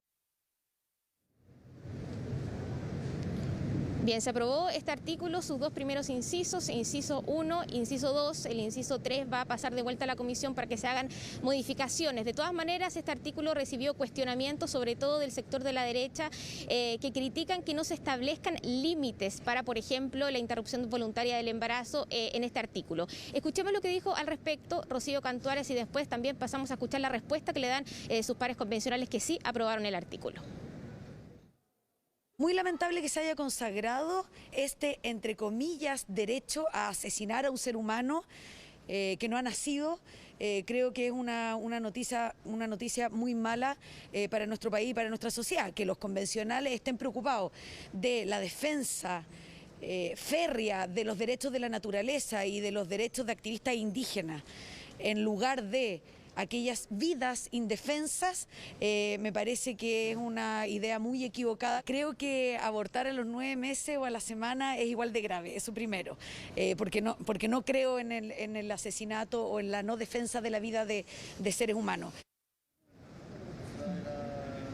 Bien, hay que aclarar de todas maneras que ningún convencional que aprobó este artículo, los 108 convencionales han puesto sobre la mesa o han defendido un aborto sin límites. Tampoco ninguna convencional ha dicho que se quisiera, que es favorable abortar a los 7, 8 meses. Ellos dicen que es el legislador el que va a habilitar este derecho, que va a especificar cómo se ejerce este derecho que fue aprobado el día de ayer. De todas maneras hay una discusión respecto a cómo quedó redactado. Algunos dicen que se tiene que mandatar explícitamente al legislador para que ponga las condiciones y los tiempos para poder ejercer estos derechos, entre ellos el de la interrupción voluntaria del embarazo. De todas maneras, dicen las convencionales que aprobaron este artículo que jurídicamente está correcto porque se da por hecho que ningún derecho es absoluto y que por tanto es el legislador el que le pone límites. De todas maneras, entienden el punto político y están abiertos a que en la discusión del inciso 3 que volvió a la comisión se pueda mandatar explícitamente al legislador entonces para que diga cómo se ejerce este derecho. Escuchemos lo que dijo Tami Pustilnik y Bárbara Sepúlveda respecto a esta polémica.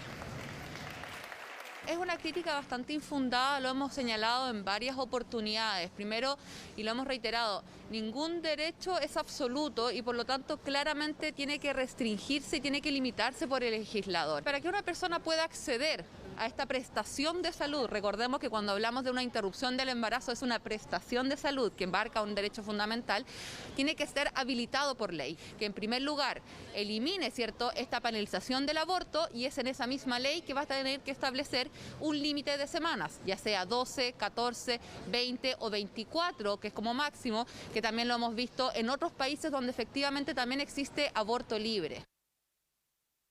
La campaña del terror es más que nada simplemente una justificación, ¿cierto?, de sectores que siempre se han opuesto al aborto. De verdad no tiene nada de racional ni mucho menos de jurídico todo lo que hoy día están señalando en torno a esta posibilidad de que se pueda abortar sin límite, en cualquier plazo o sin plazo. Hay convencionales que incluso han dicho que se podría abortar a las horas o días antes del parto. Lo que no solo es una aberración, sino que además yo creo que refuerza la necesidad de tener educación sexual integral para todas las personas, porque claramente no tienen idea de lo que están hablando. Y yo creo que a varios convencionales acá les serviría mucho quizás estudiar un poquito más antes de decir tremenda brutalidad. Del tema de la convención vamos a ir nuevamente a Temuco, está hablando la ministra de Desarrollo Social, escuchamos. Agua potable rural a esas comunidades, incorporando uno de los puntos importantes que parece ser el conector de los otros. Y nuestra ministra de Defensa pasó revista a las tropas en conjunto con el comandante en jefe y también conversaron para definir la estrategia de desescalada luego que salga el estado de excepción. Por mi parte, yo me reuní y focalicé lo que tenía que hacer con los funcionarios de CONADI, revisé en detalle la situación de lo que estaba pasando con las tierras e instruí al director de CONADI para que me envíe toda la información disponible de tierras que en estos momentos tienen aplicabilidad, que es que en el fondo están listas para ser entregadas, cuya ejecución no se ha hecho en los presupuestos de los años anteriores. Y luego de eso también me reuní hoy día en conjunto con el alcalde de Temuco, fuimos a visitar un centro, que es un centro de desarrollo integral de la niñez, en conjunto entre la alcaldía y Chile Crece Contigo, que pensamos que puede ser la base para empezar a hacer carne la promesa del presidente Boric de los 74 nuevos centros de protección integral a la niñez dentro del marco de la Ley de Garantía recién promulgada. Queremos decirles también que esta es nuestra primera de muchas visitas y vamos a estar en la región frecuentemente en terreno, tal como el presidente nos ha pedido, y trabajando en conjunto, porque nosotros somos un gobierno que trabaja en conjunto y por lo tanto esto es para contarles a todos que nos veremos muy pronto cuando ya tengamos respuestas concretas a algunas de las cosas que levantamos ahora. Gracias, ministra. Queríamos conversar con la ministra Maya Fernández. Ministra, por favor, sí, sobre... Se le van a hacer una pregunta a la ministra Maya Fernández acerca del proceso de desescalada una vez que se levante el estado de excepción acá en la Araucanía también. Y lo otro, ministra, si nos puede confirmar si usted estaba enterada o no del viaje de la ministra Isquia Siches a la comunidad de Temucuy. ¿Usted fue informada de este viaje? Nosotros somos un gobierno que trabajamos en conjunto, por lo tanto sabíamos lo que veníamos las distintas carteras. Cada ministerio tenía una agenda que tiene relación a su función, decirlo y para dejarlo claro. Segundo lugar, de la estrategia no puedo decir, esto corresponde a materias de defensa, y por tanto, pero sí puedo decir que tuvimos una muy buena reunión con quienes están a cargo, tanto ayer como hoy, incluso con el comandante de jefe que viajó a la región. ¿Será un retiro de tropas paulatino? Ahí se está viendo, pero como le digo, por razones obvias, no se puede comentar más en detalle. Ministra, para que quede claro, usted sabía... Mire, yo quiero aclarar ese tema. Siempre se dice que los ministros y ministras ojalá sean ciudadanos que estén en la calle. Uno a veces está en la calle y le piden fotos. No es la primera vez, ustedes mismos lo han visto. Alguien se me acercó, dijo, ministra, me gustaría tener una foto. No conocemos a todo el mundo. Y eso fue lo que ocurrió. ¿Conoció al abogado? Nunca, por eso le estoy diciendo, se me acercó alguien en la calle. ¿Le puede usted pasar a usted el día de mañana como periodista? Que alguien le diga, periodista, o me saca una foto con usted. Y pasó. y me pidió una foto, no conozco, no tuve reunión porque además era una falta de respeto, yo estaba acompañada permanentemente y estaba en los cuarteles trabajando, que es lo que corresponde. Evaluación respecto a cómo se ingresó a la zona de Temucuicui por parte de la ministra del Interior, ¿le parece que fue imprudente de alguna manera?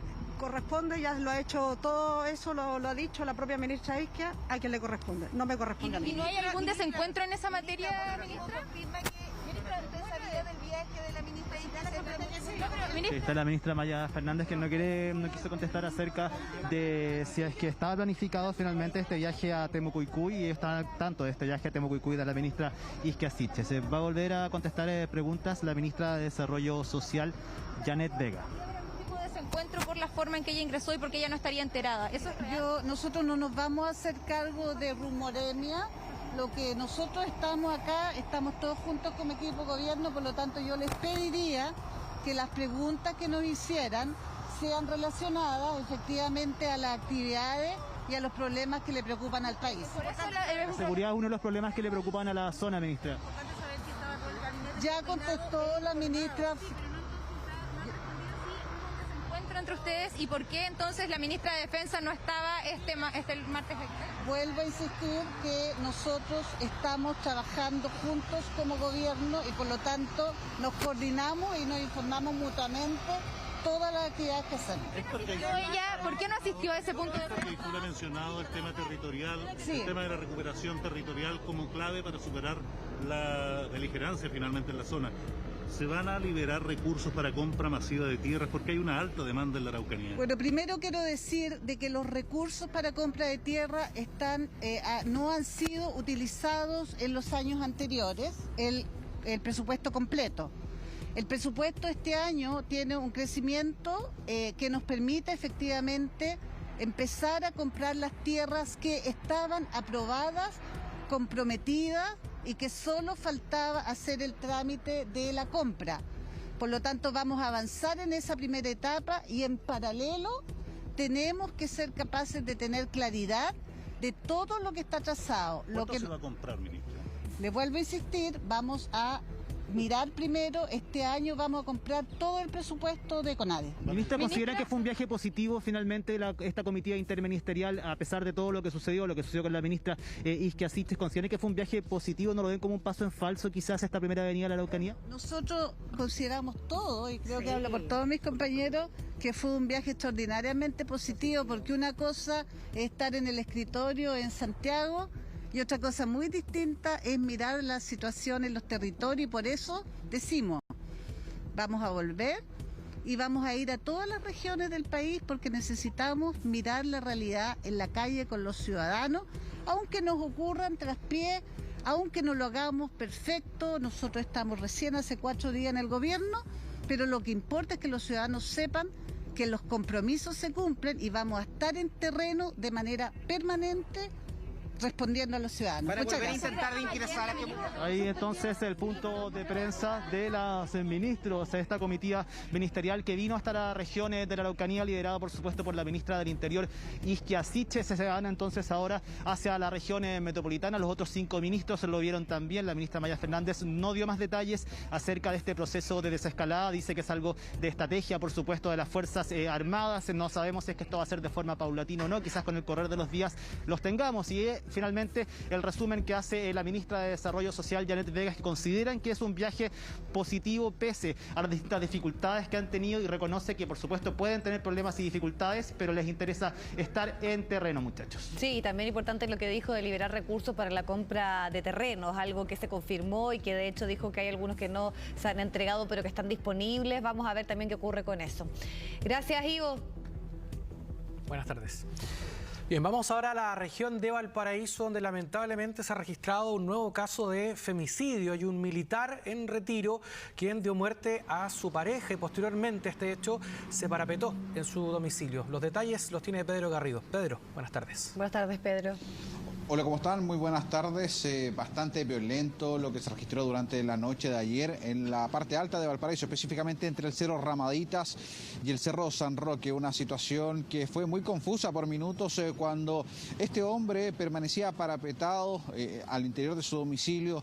Presuntamente también estaba junto a su pareja. Llegó personal de Carabineros al lugar luego de que la mujer muy temprano llamara de que estaba siendo golpeada por este hombre.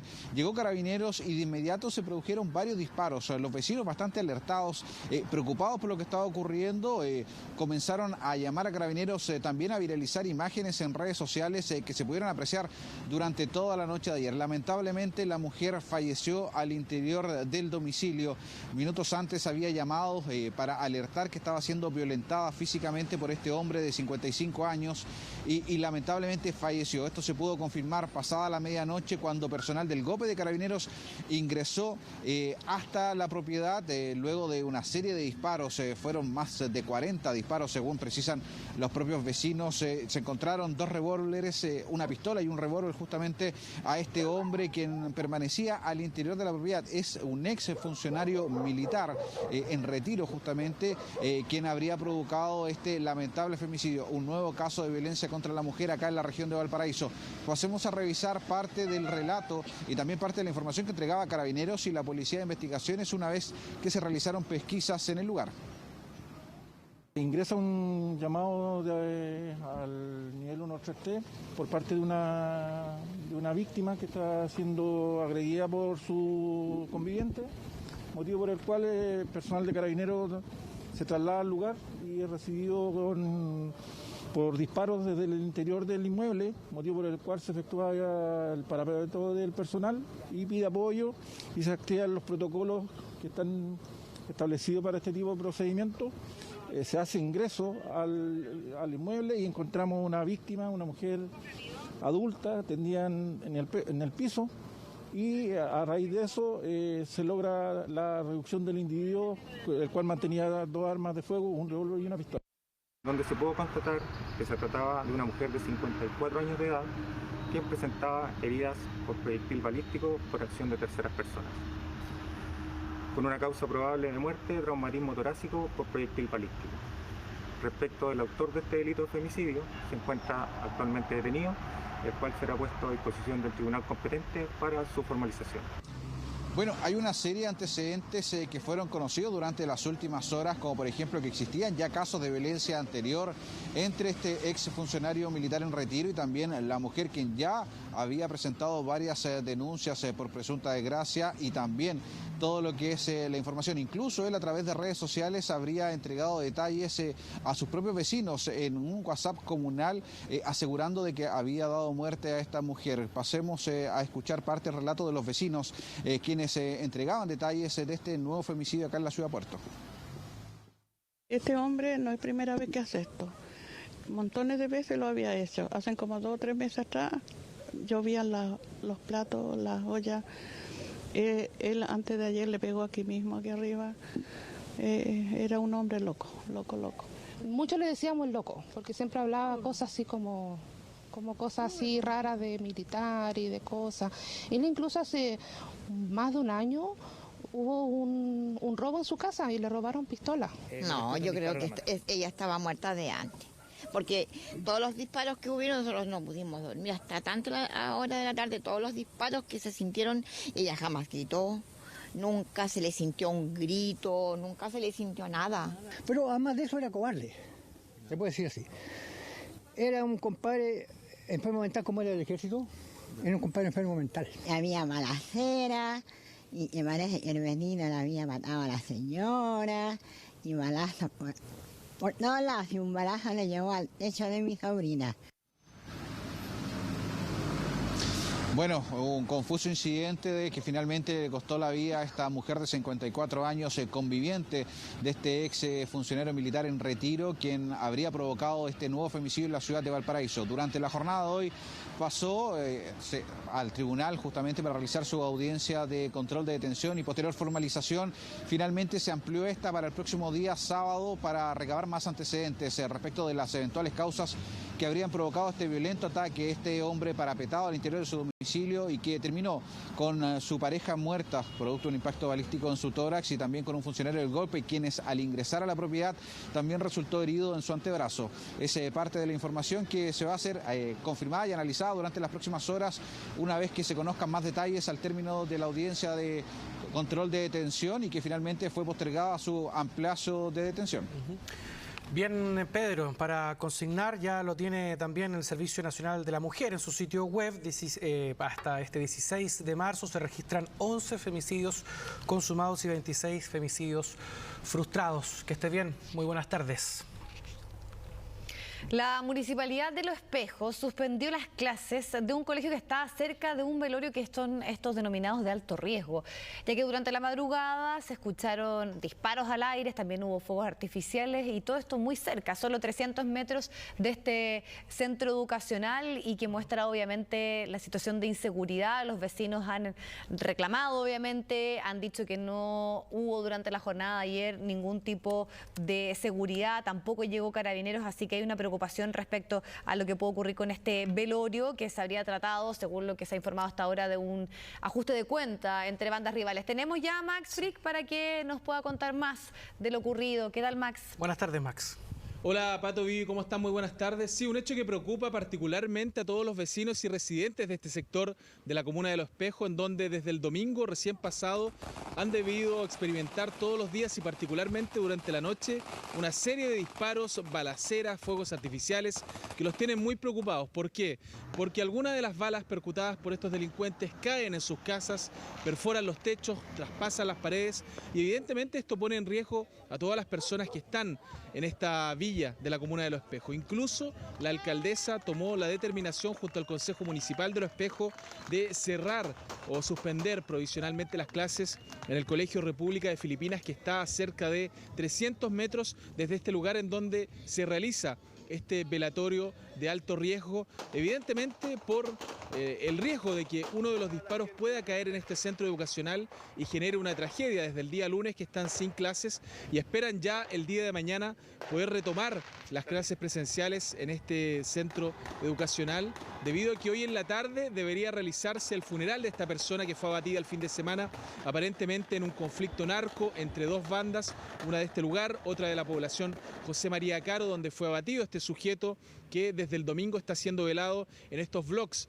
del pasaje Júpiter en la comuna de Los Espejos, hasta donde ha llegado Carabineros. Pero ¿cuál es el reclamo de los vecinos? Es que en este lugar Carabineros permanece durante el día y claro, la situación está controlada, pero Carabineros cuando abandona este lugar en la noche, lamentablemente los vecinos comienzan a sufrir estas balaceras descontroladas. Incluso el día de ayer residentes de la población José María Caro pudieron captar una balacera realmente impresionante que da cuenta de esta banda rival que tiene el sujeto que habría sido abatido durante el fin de semana y que ha provocado todas estas molestias a estos residentes de este sector de Los Espejos, que decían que además era un lugar muy tranquilo. Esto queda en calle Avenida Frey con calle Júpiter, un sector residencial de Los Espejos, en donde los vecinos nunca habían sufrido este tipo de problemas, de encontrar balas en sus patios, de a veces sentir un disparo que perfora sus paredes y que pone en riesgo a su familia. Vamos a escuchar un pequeño ambiente que se pudo registrar de este velatorio y que da cuenta del alto poder de fuego que tienen estos sujetos que llegan hasta estos velatorios de alto riesgo. Escuchemos este ambiente que da cuenta de esta balacera. Aquí estamos todos, malditos de puta.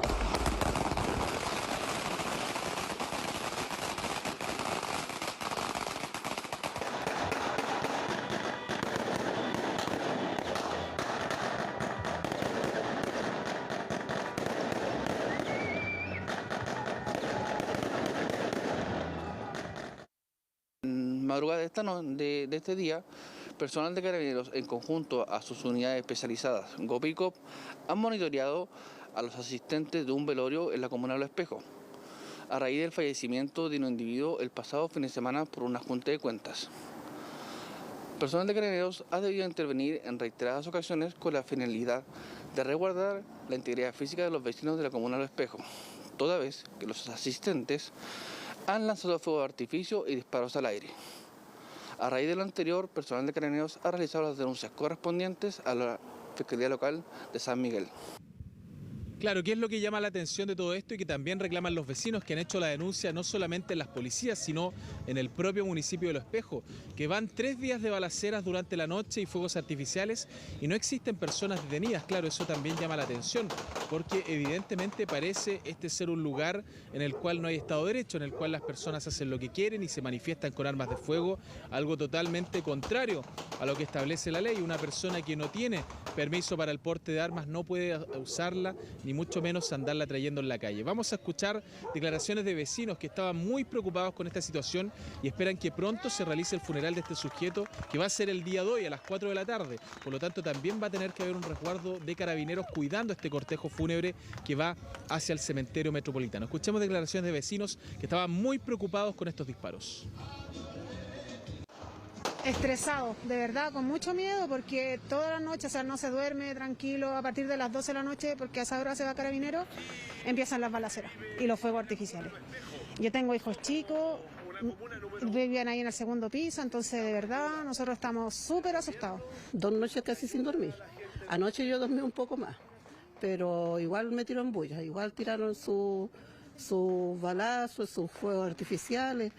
No les importa la tranquilidad de la gente, de los niños.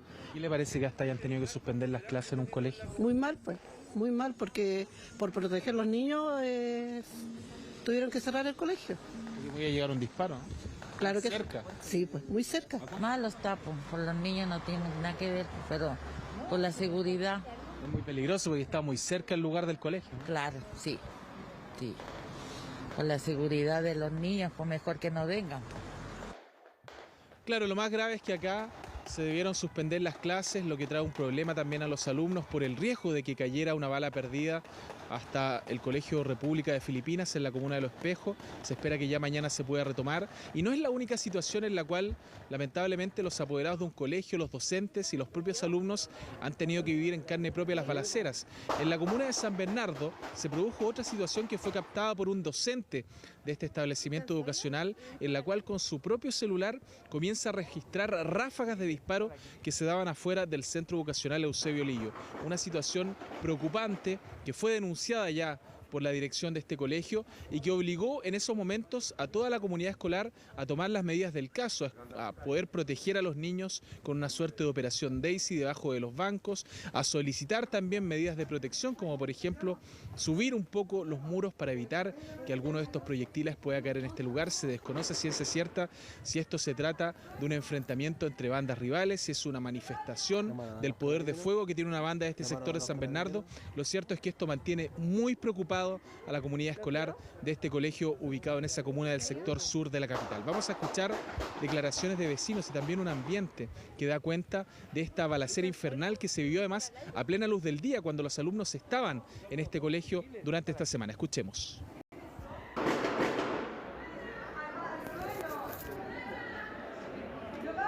¿Llamaron a los carabineros? ¿Llamaron a los carabineros? ¿Lo vio? Sí. ¿Se Sí, ha ido? pues.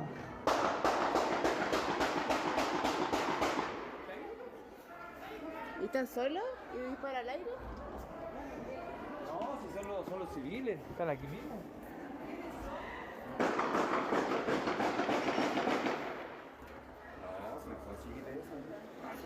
Dijo. Pero anda puta, ya mismo llevo de pantalones.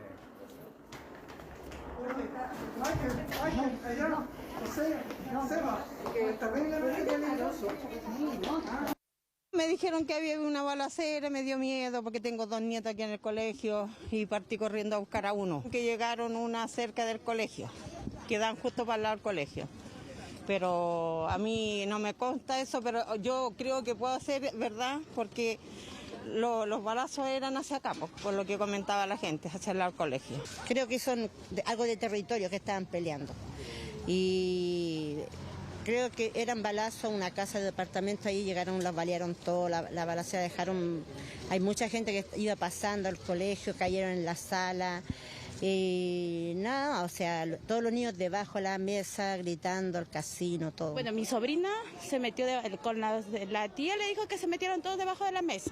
Y eso lo que hicieron, pero igual como son chiquitos, todos estaban muy asustados. Igual es alarmante porque uno no sabe qué puede pasar, pues en el momento uno igual se asusta, pero gracias a Dios no pasaron a mayor y las tías tomaron. Igual uno pide igual a las autoridades que tomen porque siempre suele pasar, o sea, no es primera vez.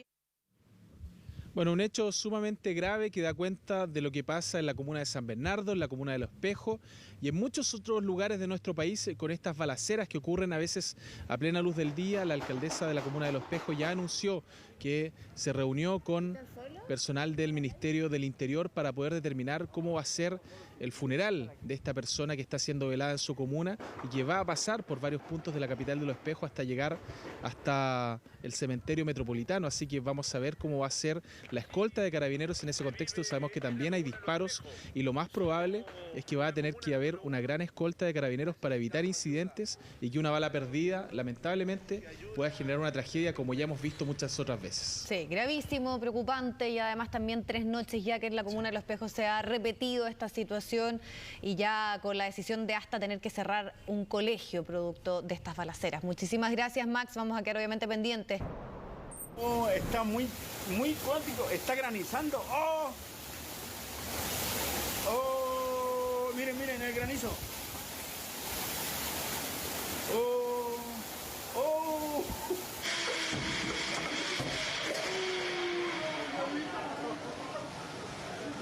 Calama, el aeropuerto de Calama. Está lloviendo el celular.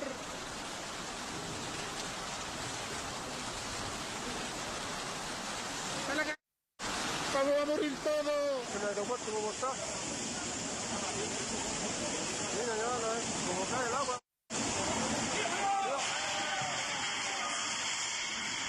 Ahí está la imagen, es que claro, si no estuviera el generador de caracteres uno piensa Puerto Montt, Valdivia, sí. Una fuerte e intensa lluvia y un aeropuerto que claramente no estaba preparado, se salvaron ahí por instantes algunas personas que estaban en ese lugar. Eduardo Sáez, ¿qué pasó con este temporal en el norte? Primera pregunta, ¿ustedes saben más o menos cuánto duró la lluvia? Como 1 hora y media. ¿Saben cuántos milímetros cayeron? ¿Cuánto? Entre 1 y 7 milímetros. Eso es lo que está registrado ahí en la zona. Hay varias estaciones meteorológicas. Lo más probable es que ahí la imagen de mayor intensidad de la lluvia tiene que haber caído unos 10 porque fue un chaparrón, un chubasco bien intenso. Granizo también. Y el granizo. Y de hecho, lo que llama la atención es que la estación agrícola de Calama marcó 7 milímetros, pero el aeropuerto 1,2. Es como bien dispar. Pero eso tiene que ver netamente porque la nube tiene que haber pasado con mucha intensidad por el terminal, pero no por encima de la estación meteorológica. Entonces, por eso que podemos encontrar tanta diferencia en cuanto a la intensidad de la lluvia. El tema es que esta lluvia ocurrió, ayer comentábamos que podía ser en la tarde en el sector de La Pampa, el sector de la Cordillera, sobre todo el sector de Antofagasta y el interior de la región de Arica, Parinacota y Tarapacá, y que se van a desplazar. Y de hecho, hoy día nuevamente están presentes y están con más fuerza en distintos sectores. De hecho, también Calama había registrado algunas precipitaciones de menor intensidad hasta hace un poquito atrás cuando estaba revisando los datos, pero tenemos información ya que hay incluso un cúmulo que está en camino hacia Taltal, hacia Tierra Gorda. Tenemos mucha actividad de tormentas eléctricas en estos momentos en la región de Antofagasta y que se va desplazando hacia la región de Atacama. Así que vamos a ver, señor director, ¿qué le parece si vemos con la imagen del satélite la condición? Esto es lo que podemos ver inmediatamente desde el satélite, la nubosidad asociada a la vagua costera que generó llovizna en el borde de las playas, hacia el sur temperaturas que están bordeando 30 grados, por ejemplo, en las cercanías de Los Ángeles, chubasco en el sur, pero quiero destacar y me quiero detener justamente lo que sucede en el norte. Hay una segunda imagen que tengo un zoom de este sector para que veamos, miren, esto es lo que está sucediendo. Tenemos, no sé si logran ver, pero ahí hay un círculo, hay un vórtice y esto corresponde a la baja segregada, que está haciendo dos cosas, activándose, generando tormentas eléctricas en el borde costero hacia el interior y está tomando aire desde Perú, aire húmedo y cálido que está recorriendo las playas de Perú, norte de Chile y que está activándose en el sector cordillerano. Miren cómo se va activando esta nubosidad de a poquito hacia el interior de la región de Antofagasta. Y ahora veamos cómo están distribuidas las tormentas eléctricas en este momento. Hay un retardo como de 30 minutos, pero cada puntito brillante que estamos viendo acá de color corresponde al conteo de rayos que está haciendo el satélite. Y como pueden ver, el interior de Antofagasta, harta tormenta eléctrica, Sierra Gorda, las cercanías de Calama, camino también, todavía no, pero van en caminos hacia San Pedro. Fíjense aquí, en las cercanías de Taltal, va un cúmulo caminándose ya hacia El Salvador, en la región de Atacama, siguen también avanzando estas nubes y van a seguir distribuyéndose hacia la región de Atacama interior. Podría al final de la tarde caer algo en las cercanías de Copiapó, es más difícil, pero tenemos harta actividad y precipitaciones que podrían dejar también montos superiores a los 7 milímetros en varios sectores y por lo tanto, como es sector cordillerano, como es un sector seco, hay que estar atentos justamente a las crecidas de las quebradas. Veamos cómo está en este momento, diferente a todo esto, Santiago. Lo que usted ve, si bien es cierto, hay harta contaminación, pero también estamos viendo bruma de los restos de la humedad que tuvimos durante la mañana por el ingreso de la nubosidad asociada a la vaguada costera y que se mantiene en las playas y que nos va a mantener así hoy día y bastante fresquito, hay algo de viento también, pero les anticipo que mañana todavía puede bajar un poquito más el termómetro. Veamos cómo está en estos momentos el resto del país, porque en el norte, ya lo veíamos, Arica, Iquique, Antofagasta está prácticamente despejado. El tema es que ya desde Taltal se comienzan a ver las precipitaciones, las tormentas eléctricas, sobre todo hacia el interior. Eso lo teníamos claro con la imagen del satélite. Taltal va camino una nube, en este momento está nublado allá y va camino un cúmulo, así que probablemente en un poco rato van a tener tormentas eléctricas. Esperamos una máxima cercana a los 21 grados.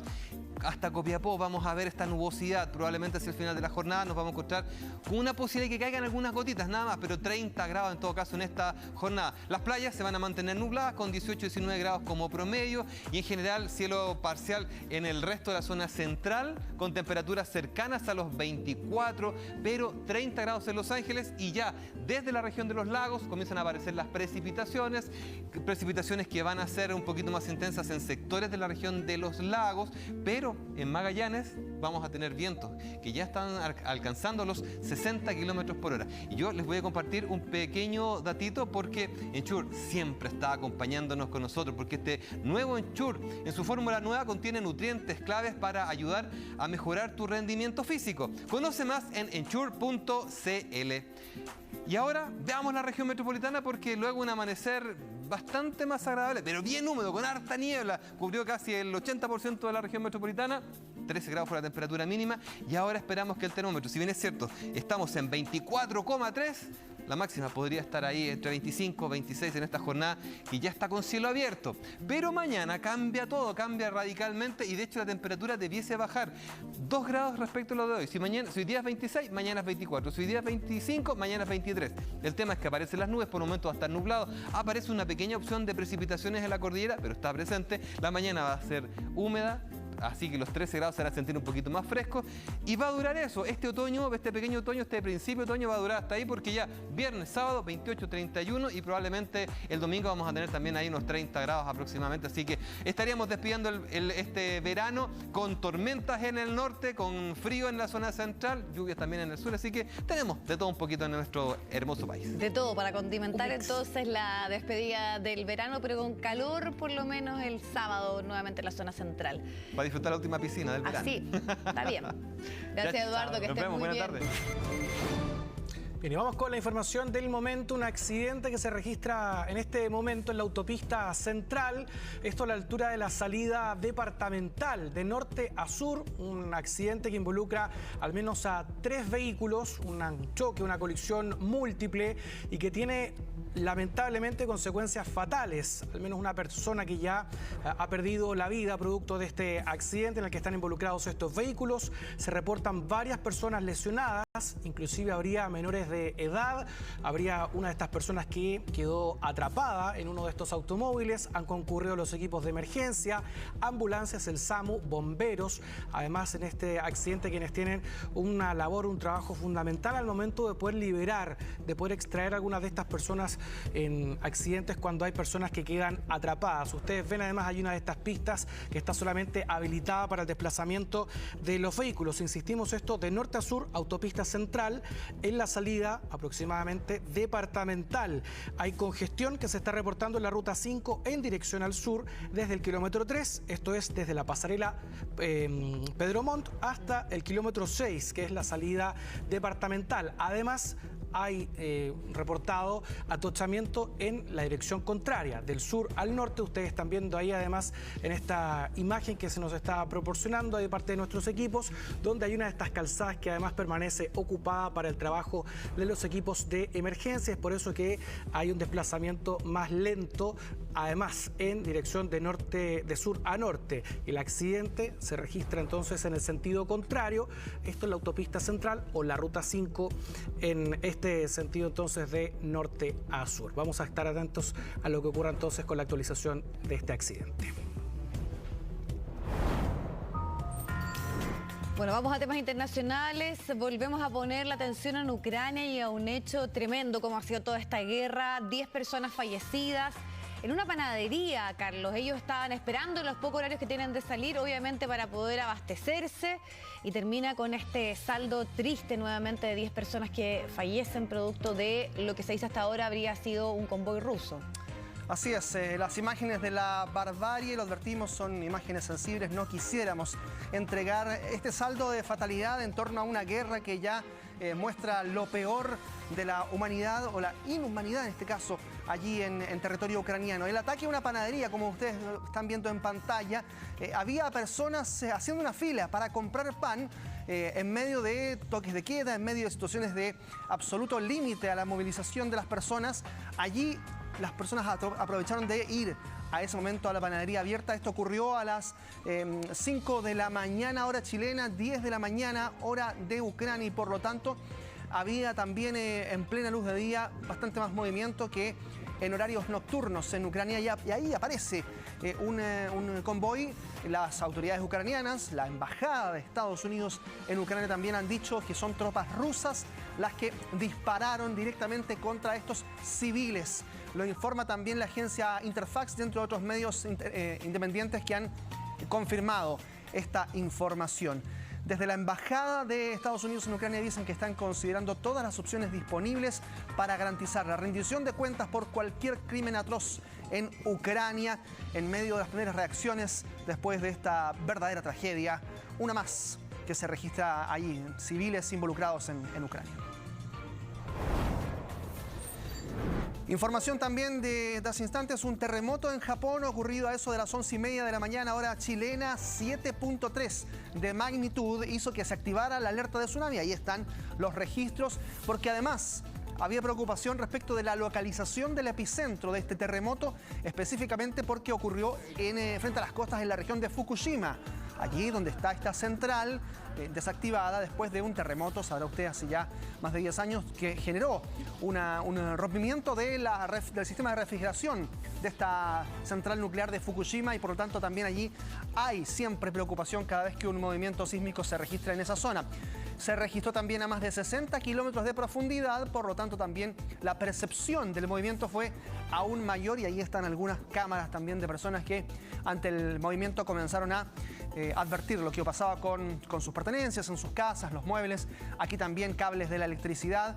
Hay algunas alertas de tsunami que permanecen en las prefecturas de Fukushima, de Miyagi y de Yamagata, que indican las autoridades deben estar atentos a las próximas horas por réplicas. Ya hubo una también cercana a 7 grados hace algunos minutos en Fukushima. El tsunami hasta ahora, eso sí, más allá de la alerta, la Agencia Meteorológica de Japón ha hablado de unas olas de 20 centímetros de altura, por lo tanto nada todavía que preocuparse. La alerta de tsunami también se descartó en Chile, el SHOA lo descartó pocos minutos después de registrado este terremoto allí en la costa de Japón. Se veían algunos destellos también producto del movimiento de las placas y la carga eléctrica. Y en Perú, esta imagen ayer también dio la vuelta al mundo, un deslizamiento de tierra registrado en la provincia peruana de Patás, en el norte del país. Siguen habiendo 7 personas desaparecidas, 60 casas quedaron sepultadas. Hubo indicios de que podía ocurrir algo así, por eso muchas personas alcanzaron a escapar, hicieron una evacuación. Vean, esa imagen es reveladora de lo que ocurrió allí. Hasta ahora, lo último que se sabe, el diario El Comercio de Perú habla de que hay 2 personas atrapadas, están tratando de rescatarlas, pero no hay información todavía si están en calidad de vivas o muertas, lamentablemente, pero todavía está eso en desarrollo. 4 personas más fueron rescatadas ayer, vivas, por los servicios de emergencia. Ahí están las personas escapando de este alud en una ciudad que se llama Retamas, un pueblo minero, viven 3.000 personas allí. se ubicaron hace muchos años cuando los relaves mineros comenzaron a dejar algunos espacios de tierra para que se ubicaran casas, y ahí está el resultado después de muchos años. Aquí hay un ambiente de lo que ocurrió.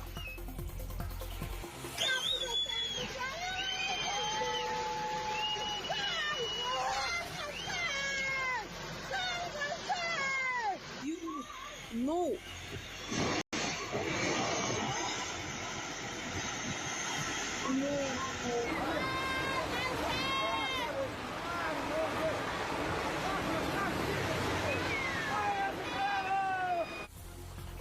Durante la noche, el presidente de Perú, Pedro Castillo, viajó hasta la zona para comprometer la ayuda económica a quienes resultaron especialmente afectados. Vidas humanas todavía allí en desarrollo, lo que está ocurriendo, pero también, por supuesto, estas 60 casas absolutamente sepultadas por este alud. A propósito de Pedro Castillo, tuvo otras actividades en Lima relacionadas con ítem político el día de ayer, porque recuerden que ya hay una moción de censura en curso, un pedido de destitución del Congreso para el mandatario peruano. Ayer habló en el edificio legislativo de Lima, aceptando errores y desaciertos, pero ha rechazado los vínculos de corrupción que se le atribuyen y que son las causantes de esta moción de censura que podría llevarlo a la destitución el próximo 28 de marzo. Había algunos rumores de que iba a adelantar las elecciones, nada de eso ocurrió. Aquí habla Pedro Castillo desmintiendo estar relacionado él con los hechos de corrupción que sabemos también han manchado en la historia de los otros anteriores presidentes de Perú de los últimos 4 o 5, por lo menos en ese país. Aquí están las palabras del mandatario Pedro Castillo. Hoy reafirmo de manera categórica que no he cometido ningún acto de corrupción, menos participado en situación alguna que haya buscado favorecer intereses particulares. Soy enfático, no blindaré a ningún corrupto. Si algún funcionario, amigo, paisano o familiar resulta involucrado en hechos de corrupción, pido a las autoridades competentes procedan de inmediato conforme a sus atribuciones, que se les caiga el peso de la ley y que respondan por sus actos. La violencia en México, un problema de nunca acabar, ahora registra otro hecho muy lamentable en Tamaulipas. Este es un estado limítrofe con Estados Unidos, en el noreste de ese territorio. Nuevo Laredo es la ciudad más afectada por una balacera intensa, enfrentamientos con un grupo de narcotraficantes debido precisamente a la detención del líder de uno de ellos, Juan Gerardo Treviño, alias El Huevo, líder del cartel del noreste, que tiene prácticamente tomada esa ciudad allí en Tamaulipas. Enfrentamientos armados, porque la detención además se produce en momentos en que las operaciones del narcotráfico y la violencia están desatadas en gran parte del norte mexicano. Y por eso es que la policía decidió hacer un gran operativo a la usanza del dicho del presidente López Obrador, que decía que iba a repartir abrazos y no balazos. Bueno, hubo más balazos durante estos últimos días allí en Nuevo Laredo, con también la quema de camiones, bloqueos de carreteras. Alcanzaron los principales impactos a la delegación consular de Estados Unidos en esa ciudad e instalaciones militares. Se sabe además que López Obrador lo que intenta hacer con estas detenciones y además la deportación de inmediato a Estados Unidos son gestos hacia el gobierno estadounidense de que algo tienen controlada la situación. A decir de las imágenes, está muy lejos de ser real. Ayer les mostrábamos imágenes de esta tormenta de polvo que se arrastró hasta España, y miren estas imágenes que también corresponden a esto mismo, pero ahora se ha extendido por buena parte de Europa. La tormenta de polvo son pequeñas partículas casi imperceptibles para el ojo humano, pero que juntas provocan esta gran capa naranja sobre el cielo, claro, de España, pero también de Portugal, de Francia, dejando estas imágenes que para muchos son muy sorprendentes. Ahora esto ocurre, está ocurriendo verano tras verano o primavera tras primavera en Europa, pero esta vez es bastante más intenso, han dicho algunos expertos. Ese, por ejemplo, es una pista de esquí en los Alpes suizos, que claramente está lejos de ser blanco, como la nieve, sino que es bien anaranjado. Y ustedes van a ver ahora el registro de un esquiador, allí mismo, en la zona de los Alpes suizos, que en vez de esquiar en este manto blanco de nieve, encima de la nieve ahí ustedes ven la capa claramente densa de polvo arrastrada desde el desierto del Sahara hacia el territorio europeo, cruzando el Mediterráneo y llegando a distintos lugares del viejo continente. No ha tenido mayor repercusión en las actividades cotidianas, parece. No, solamente le pidieron a la gente que si iba a salir a las calles se pusiera la mascarilla, que ya se la ponen por la pandemia. Así es que es principalmente eso lo más preocupante, además de la calidad del aire. Ustedes todos conocen la Torre Eiffel, ¿no? Un monumento parisino ícono turístico de ese país. Bueno, ahora mide 6 metros más de altura respecto de lo que sabíamos. ¿Por qué? Porque se le instala una antena de televisión y de comunicaciones sobre la cúpula de la Torre Eiffel. Ahí está el momento en que un helicóptero eleva esta estructura hacia la cúspide de la torre construida por Gustave Eiffel a fines del siglo XIX, que ahora mide 330 metros, medía 324. La antena fue transportada, ahí está, hasta la cima y luego fue instalada. Además de ser un ícono turístico, esto hay que decirlo, la Torre Eiffel se usa como una antena de radiodifusión, de transmisiones desde hace ya un siglo. Es decir, ese es un uso práctico que también tiene la Torre Eiffel, además de ser el punto más icónico de la capital francesa. Claro, que muchos no saben, pero tiene una función además. Sí, claro. Estamos viendo la imagen. Gracias, Carlos, que estés muy bien.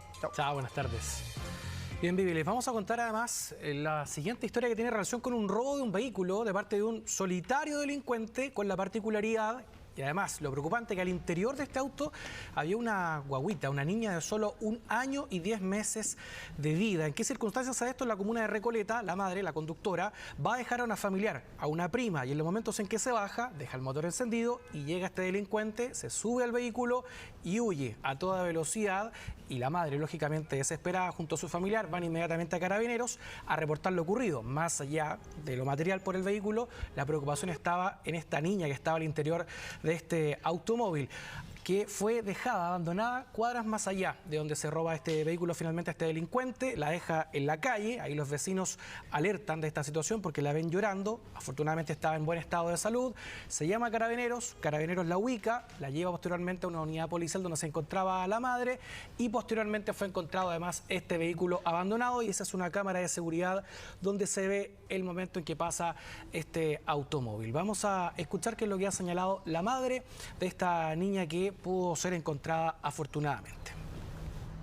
Bajo el coche, voy devolviéndome al auto y veo al tipo dando la vuelta y subiéndose, en este caso, al vehículo.